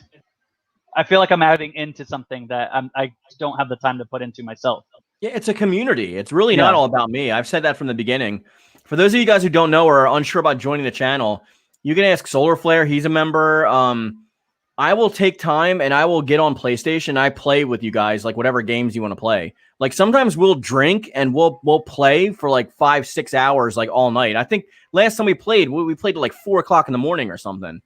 Like we just hang out and talk and goof around, and like you guys get like free artwork, and like, I mean, like I try my best to like offer, right now, me and my wife are working on merch. So like the Redbubble store that I have up right now for my merch is going to go away. That's actually going to get deleted. We're creating our own merch. Like we're buying an embroider, a t-shirt screen, like a hot press. Like, so we're physically going to make the merchandise ourselves, and we're physically going to pack it and ship it and stuff like that. And we're trying our best to like make it, because my wife's starting a YouTube channel soon too.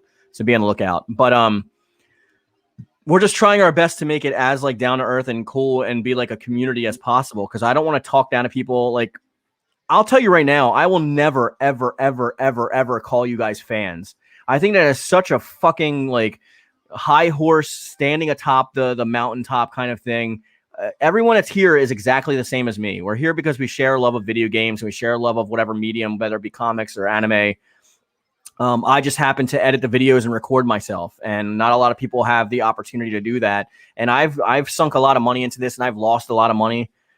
And I haven't started recouping it back yet. I haven't even recouped like 1/100th of what I put into my YouTube yet. Cause like I said, from Google ads, I only get paid like 100. I mean, here, I'll fucking show you. Like, I don't hide things from you guys. Let's go to Google AdSense.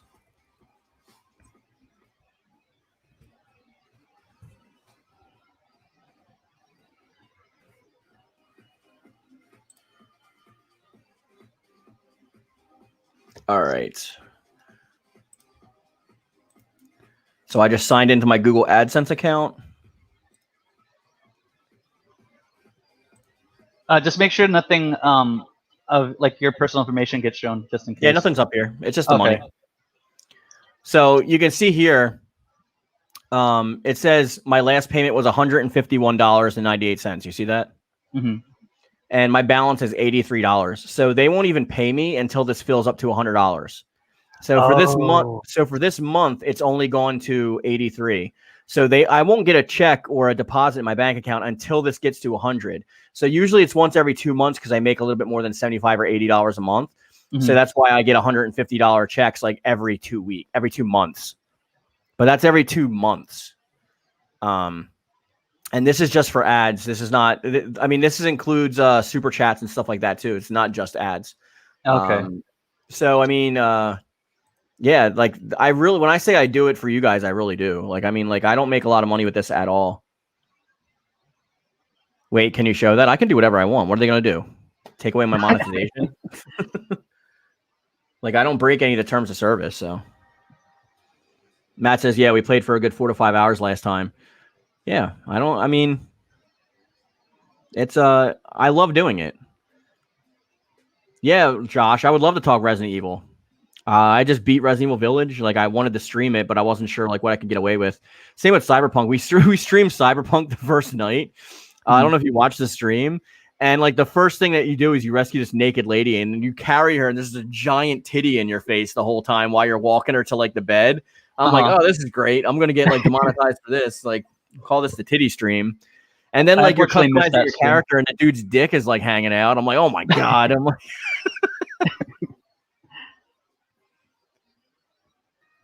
Thank you, Matt. Thank you for tooting my horn. I appreciate it.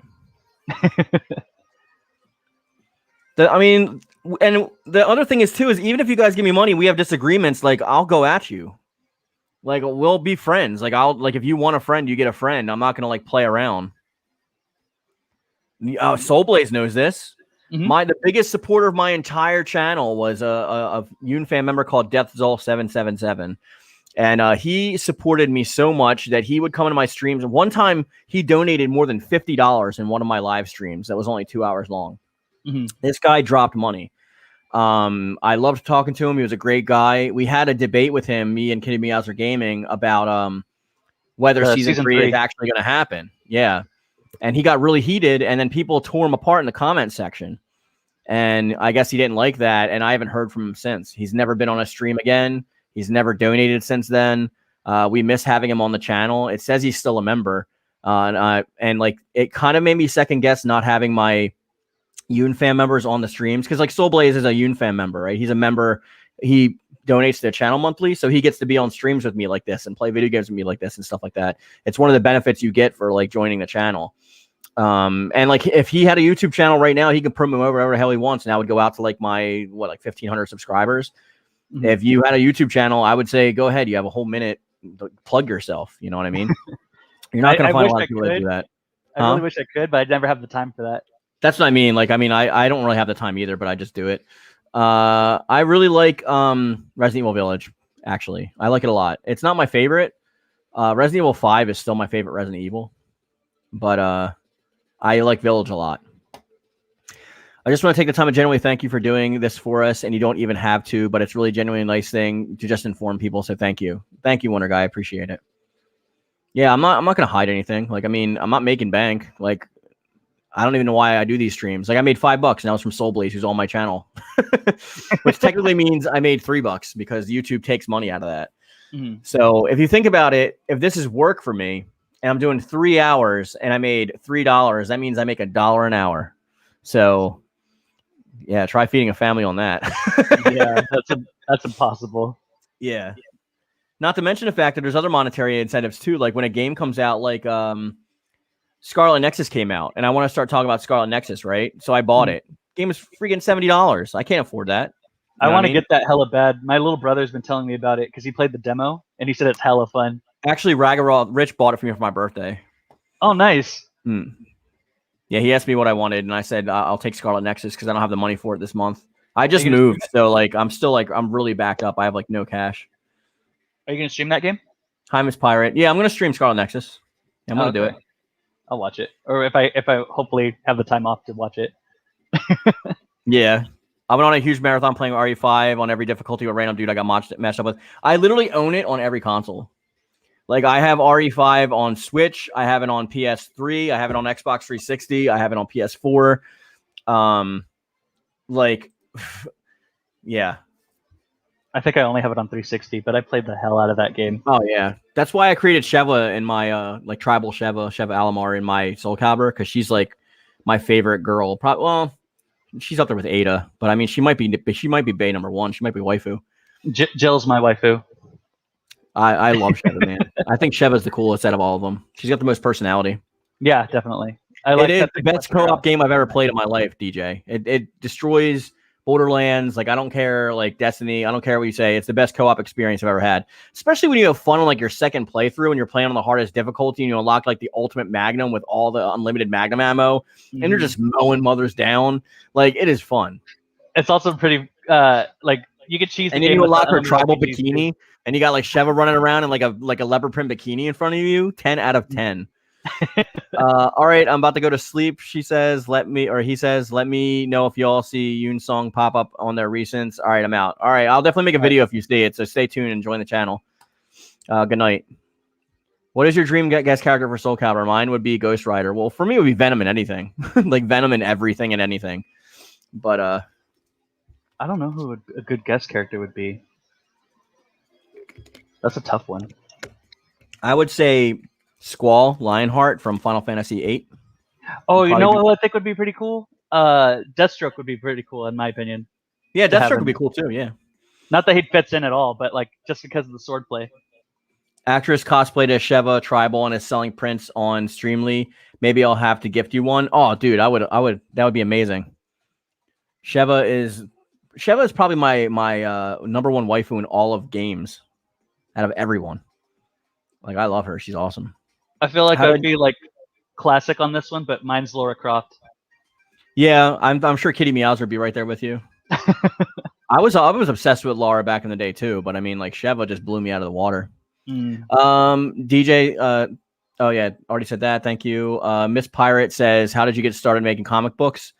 Nepotism. It's an oligarchy and it's nepotism. It doesn't matter how good you are or how much you want it or how much passion you have to know somebody. Even Todd McFarlane himself got rejected from Marvel Comics 50 times before they finally let him do Spider-Man. So that just goes to show you, and that's Todd McFarlane.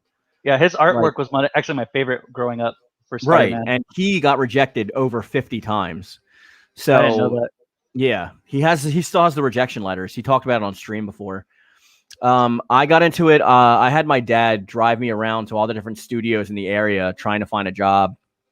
And then I entered a contest for creating this one character called Coney Waves and Making Waves 2 by, I believe it was Arcana Studio, I want to say. But anyway, so I drew the thing and it got published in an issue, and it was my first published work. And then I tried to not stop. Some of the people from that same studio, one of them being Mark Polton, who was just a writer at that studio at the time. I think this is before his time on DC Comics and with Rob Liefeld and whatnot. He reached out to me and we did a project together. And that project got me some work with some of his friends, which in turn got me some work with some of his other friends in the industry. And then you just learn people, they become your friends, and you get work from each other and for each other. And that's it. Most of Marvel and DC is not actual hires. They're mostly freelancers that get hired to do works, like Brett Booth and stuff like that. They're not like actual employees. So if they don't want you to work with them, the editors, if they don't want you to work with them, they're not going to work with you, no matter how good you are. It doesn't matter. It's a big political game. But yeah, I have another book actually coming out next year called Gun Goth. It's going to be a series being written by Mark Polton and I believe lettered and colored by Dexter Weeks, who is of Gears of War fame. And I'm going to be the illustrator in that. And that's going to be pretty big coming up then. I also have, before then, I have 3 prints coming out for U.S. Assassin Volume 3, which are going to be published. So, you know, it's you just get work and you get work and you get work and you get work and you get work. And then it all adds up to where you have acolytes where you can go to a convention and say, these are all the things that I've done. And then people start to respect you and give you more work based on the work you've already done. That's really all it is. You just got to put yourself out there.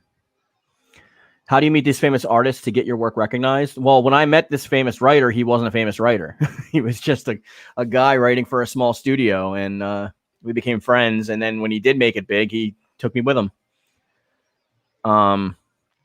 That's how you do it. I mean, you can go on social media and follow these people. That'd be the biggest thing to do things now, and then post your own artwork and maybe tag them. maybe they'll repost your work and it'll get some more work your way, or start doing commissions for people. The best way also maybe to do your own book, and then maybe go on Indiegogo and start an Indiegogo campaign with maybe like a limited like $5,000 limit. It'll probably surpass that if it's good, and then people will look for your next work after that. Now everything's done. Self-publishing is the way to go nowadays. Like Marvel and DC, they don't really sell that much anymore. Is there somewhere I can see your art? Sure. If you go on Instagram, you can go into. Let me see if I can sign into Instagram. I've never signed in on the computer before, so it might take me a minute.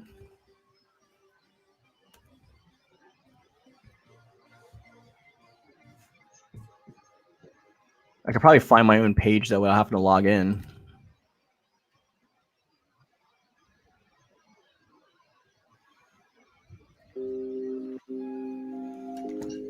Let's see if I can...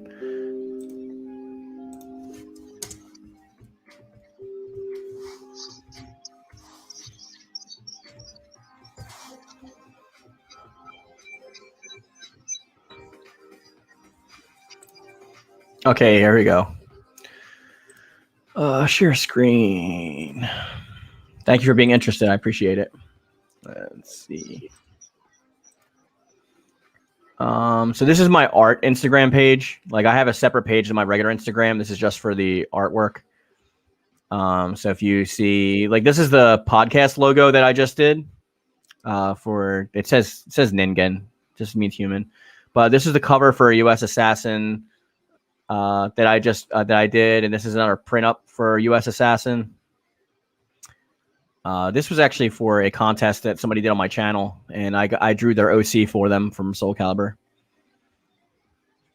This is me at Baltimore Comic Con. So there's Spawn. Here's my manga work. It's just this is a rough example. Like most of my stuff. Did you draw those freezes? Yeah, I drew those freezes. Yeah, that's dope.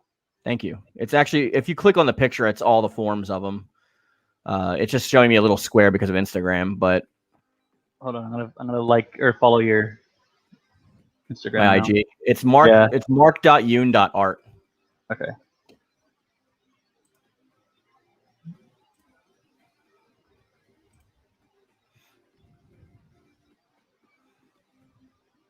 Okay, found you. Yeah, because my main page is yoon.jinsol. It's my Korean name. Okay. But my it's linked to there. You can find it. Thanks, Corpse King. I appreciate it. There's a lot of stuff I can't show because there's stuff that's in the works for books and stuff that I can't really like post, but that's also all the stuff I can post. That's all just Dragon Ball and stuff like that. That's a good idea to self-publish with a demand print company if you're well known. Yeah, you don't even have to be well known. Like all you have to do is promote yourself. So like if you finish the book, I would recommend finishing it in advance before you do the Indiegogo campaign. That way that backers know it's already finished. And then you have to pay for your own independent printing. So I would set it at like $5,000, use like $1,000 for a Canadian printer and have like all the books printed and sent like on time. That's a big thing. And then just maybe make sure you go on Twitter. And I mean, if you do something, maybe even on my podcast, I'll give you a shout out or you can do like a super chat or whatever. And I'll pay you can pay me for like a 30-second like commercial on my YouTube channel or on the podcast or something like that. And good luck. You can follow me on Twitter and I'll repost it if you post it there. I am on Twitter as well. The only thing I'm not on is Facebook. I'm on Facebook, but it's not a real profile. It's just to link my mobile games. So I just like straight up like I'll lurk. Like I'll go to ex-girlfriend pages and be like, "What are you doing?" But it's not even my name. So I think it's like first name is Mark and like last name is only for games. And there's no pictures and none of that stuff. Can I stay away from Twitter? I wouldn't recommend it, Miss Pirate, because Twitter is the #1 spot where all the comic book artists and stuff are. Twitter is probably the best place to promote your work and promote yourself, to be honest. It's the only reason that I'm on Twitter. I don't get involved in any personal things or anything like that. I use Twitter for business and for keeping in contact with people in the professional field. I mean, you don't have to, but like I would at least make a Twitter account for the book that you're doing. So you don't have to do it yourself or use your information or anything like that. But if you do create a book, let's say you create a book called Stargirl and you make the Indiegogo for that, I would create a Twitter account for Stargirl. That way you can promote it as the book itself and just stick to book stuff. You don't have to worry about like anything personal. I only use Facebook to keep in touch with in real life friends and family. Yeah, that's what I use real life for. I'm not like, because some of the in real life friends and family, like I don't want to talk to anyway. So I'm not going to like let them.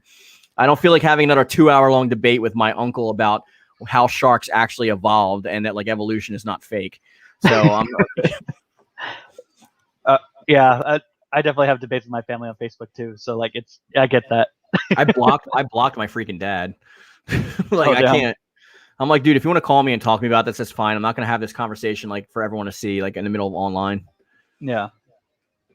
I'm not about that online. Like you guys will get to my real, like these streams are probably the only place that you'll see like my actual personality come out. Cause like even my YouTube personality is somewhat like, somewhat concocted. You know, I'm a lot more, hyper and outgoing, I guess, in my videos than I usually am. Mm-hmm. Probably more angry at some points. Because sometimes if I don't really give a shit about something, I'll act like I'm angry. I remember the one that you did about the Bandai Namco E3. That was really angry. Yeah, that one was real. I mean, I'm not like Angry Joe. You know, I'm not gonna be like, you know, like I'm not like Loco. Like I just do me. That's it. I'm glad I missed that coverage only because like I heard it was so disappointing. Oh yeah, I think my stream was way more entertaining than the actual stream itself. Yeah, which is probably why it has over 1,000 views in like a day. Which, by the way, even 1,000 views for a live stream, by the way, you don't get really a lot of ads on live streams because it takes time for them to go through do the checks to make sure that it's live. So like you won't even start making money on a live stream until like the day after it's already up. So. Oh damn. Yeah, the only money you make from live streams is super chats and stickers. That's really the only money you make from live streams. The BN E3 rant was the best. My Bandai Namco rant at E3. Oh, okay. Yeah. I'm just dumb. I don't understand abbreviations by any means. Yeah, good luck, Miss Pirate. I'll keep a lookout. Just or tag me on Instagram or whatever. Like you don't have to use Twitter to want to. I'm on everything. You can find me on the social medias. Or just join the Discord. I'll promote you on the Discord. We're all pretty good on the Discord. Mm-hmm. When did I start liking Soul Calibur? When I played Soul Edge for the first time. Mine was Soul Calibur 2. I was young when I got that. And I got it for the GameCube, so like I loved Link. I had it on GameCube, but I never played it. I never opened it. It was still in the cellophane, and I ended up selling it. I mean, I couldn't get past. I told you Spawn was my favorite superhero growing up, so I couldn't get past the Xbox version. I had all three. I was older. I had all three of them, but playing as Spawn was like amazing back then because he wasn't in like anything at that point. Yeah. Did you ever play that Spawn Armageddon game? Yeah, I did. It was okay. Yeah. It wasn't bad. I also played the Game Boy Advance game, which was shit. I didn't get to play that one. Yeah, it's garbage. Spawn Armageddon was okay. It wasn't bad. But playing as him in Xbox is, in Soul Calibur was definitely like superior. Yeah. And Spawn is really fun in Mortal Kombat 11. It's like the best iteration I've ever seen of his character. I love that the animation they did with the cape. Like it just feels like it's like the real thing. I'll join the Discord later for reasons that no one will be interested in. Well, I'm sure we'd all be interested, but keep your private life private. You don't owe anybody an answer. I started with Soul Calibur 2 as well, the PS2 version to be specific. I'm sorry that you had to sit through Heihachi Mishima and his boring ass filler like in that game. I played the Heihachi for the first time with the HD remake. Yeah. I'm so glad I didn't have a PS2 growing up. Oh, yeah. It's the worst version of that game by far. To be fair, the best version is probably the HD remake because you could be Spawn and Heihachi, but it sucks that they didn't have the license rights for Link. It would have been awesome if they had all three in there. It would have been because I was hoping that's what it was going to be the case because I seen that it was Spawn and Heihachi on the cover, so I was like, oh, maybe that Link would have made it in, but no. it wasn't the case. Yeah, it sucks, but yeah, I did end up playing as Link over like friends' houses and stuff because I had friends who only had it on GameCube, but I never opened mine. I ended up selling it sealed, like maybe when Soul Calibur 3 came out, I sold it for like $200. Oh wow. Yeah, I made pretty good money off of it. Only thing I didn't like about Spawn in Mortal Kombat 11 was that he was a little too slow for my liking. You got to get into his combos, Matt. Yeah, he's a setup character for his. He's combos. really fast if you can set up his combos. Like if you start with maybe a top down jump punch and then like an uppercut and then go into like his guns and then like his cape. Like if you link his moves together, he's extremely quick. Yeah, I always start with I think it's back 1 and then 2 because it launches them in the air and then you could hit follow up with a forward 2, and I think it's 3. See, I jump 2, then I do forward 2, and then I do back 3, and then like I launch with an uppercut, and then I use the guns, the extended guns, the the full enhanced, so he's just walking and mowing you down. Like it's great. I like following up with when I launch them in the air and do that second combo. I do the that spike charge move that keeps them in the air once you enhance it, and then he's a lot of fun once you know how to set up his combos. I started in Soul Calibur 2 as well on GameCube. The game at the electronics section at Toys R Us, you could only play as Cassandra or Raphael, and the arcade demo was in Japanese. Oh wow! Yeah, when I played Soul Edge for the first time, it was in Japanese because obviously Soul Edge is the Japanese version. I didn't play Soul Blade first. I played Soul Edge.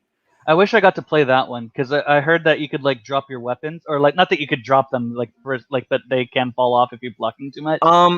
You could probably buy it. Like I mean, I bought it again recently because my copy stopped working. I bought the Greatest Hits version on let's see, I got it from J&L Games in New York, so you could just look around for a game store or look online. I got Soul Blade. It was like $20. It was like $20. So you could probably find it and pick it up. Yeah. What was it on? Huh? What system was it on?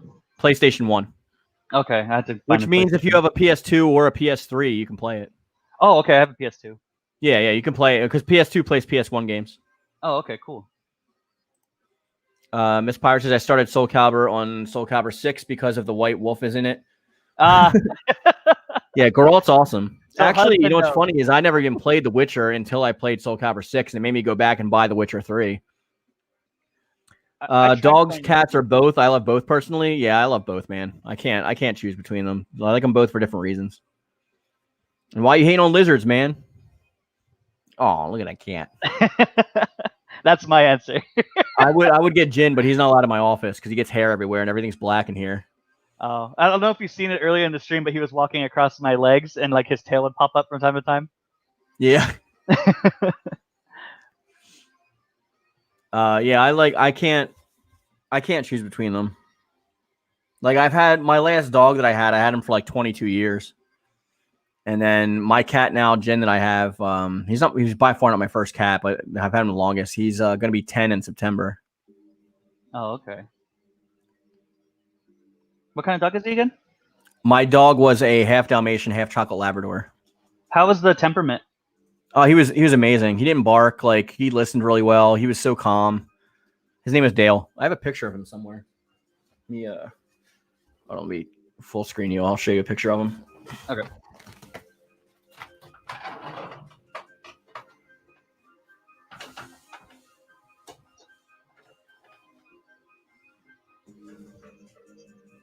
You can talk while I'm looking for it. Okay. Anyone want to talk, guys? Actually, I have one on my phone. Let me just get my phone. Yeah, I'm definitely going to have to get going soon. It's 10 o'clock and I haven't eaten since like 12.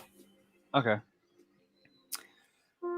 He was a Choco Dalmatian. Or Choco... Oh my god, I can't speak. He was a Choco-mation? Aw. That's what SolarFlare says. Yeah. He was half Choco Lab, half Dalmatian. That sounds like an interesting combination. Yeah, he was a good boy. I took him to the vet when he was like 21, and like because he was like huge, and the vet said the only reason this dog is even alive is because he loves you so much. Like for all intents and purposes, he should have died at like 14. Oh wow. Yeah, he was just like super attached to me. Like when I left for college, like I left him at my dad's house, and like I didn't take him back until for like another like 4 years. And it was like nothing ever changed. Like he was When I adopted him out, though, I didn't want to watch him die. So when I moved to New York, I adopted him to a family that had like a ranch, Mm-hmm. and he wouldn't even look at me like in the window. Yeah, he was so mad at me, but I couldn't. I didn't want to like force myself to like watch him die. You know. Yeah. Let's see if I can get that. Oh my god. I love his coat. Yeah, he's a good boy. I think I got other pictures on there. He also didn't like collars, so I had to just put a scarf on him, like a handkerchief. He would always shake off collars.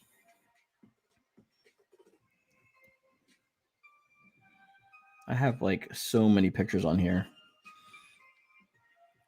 Some like my wife always jokes that like my cat now is a reincarnation of Dale because they're like almost exactly the same temperament.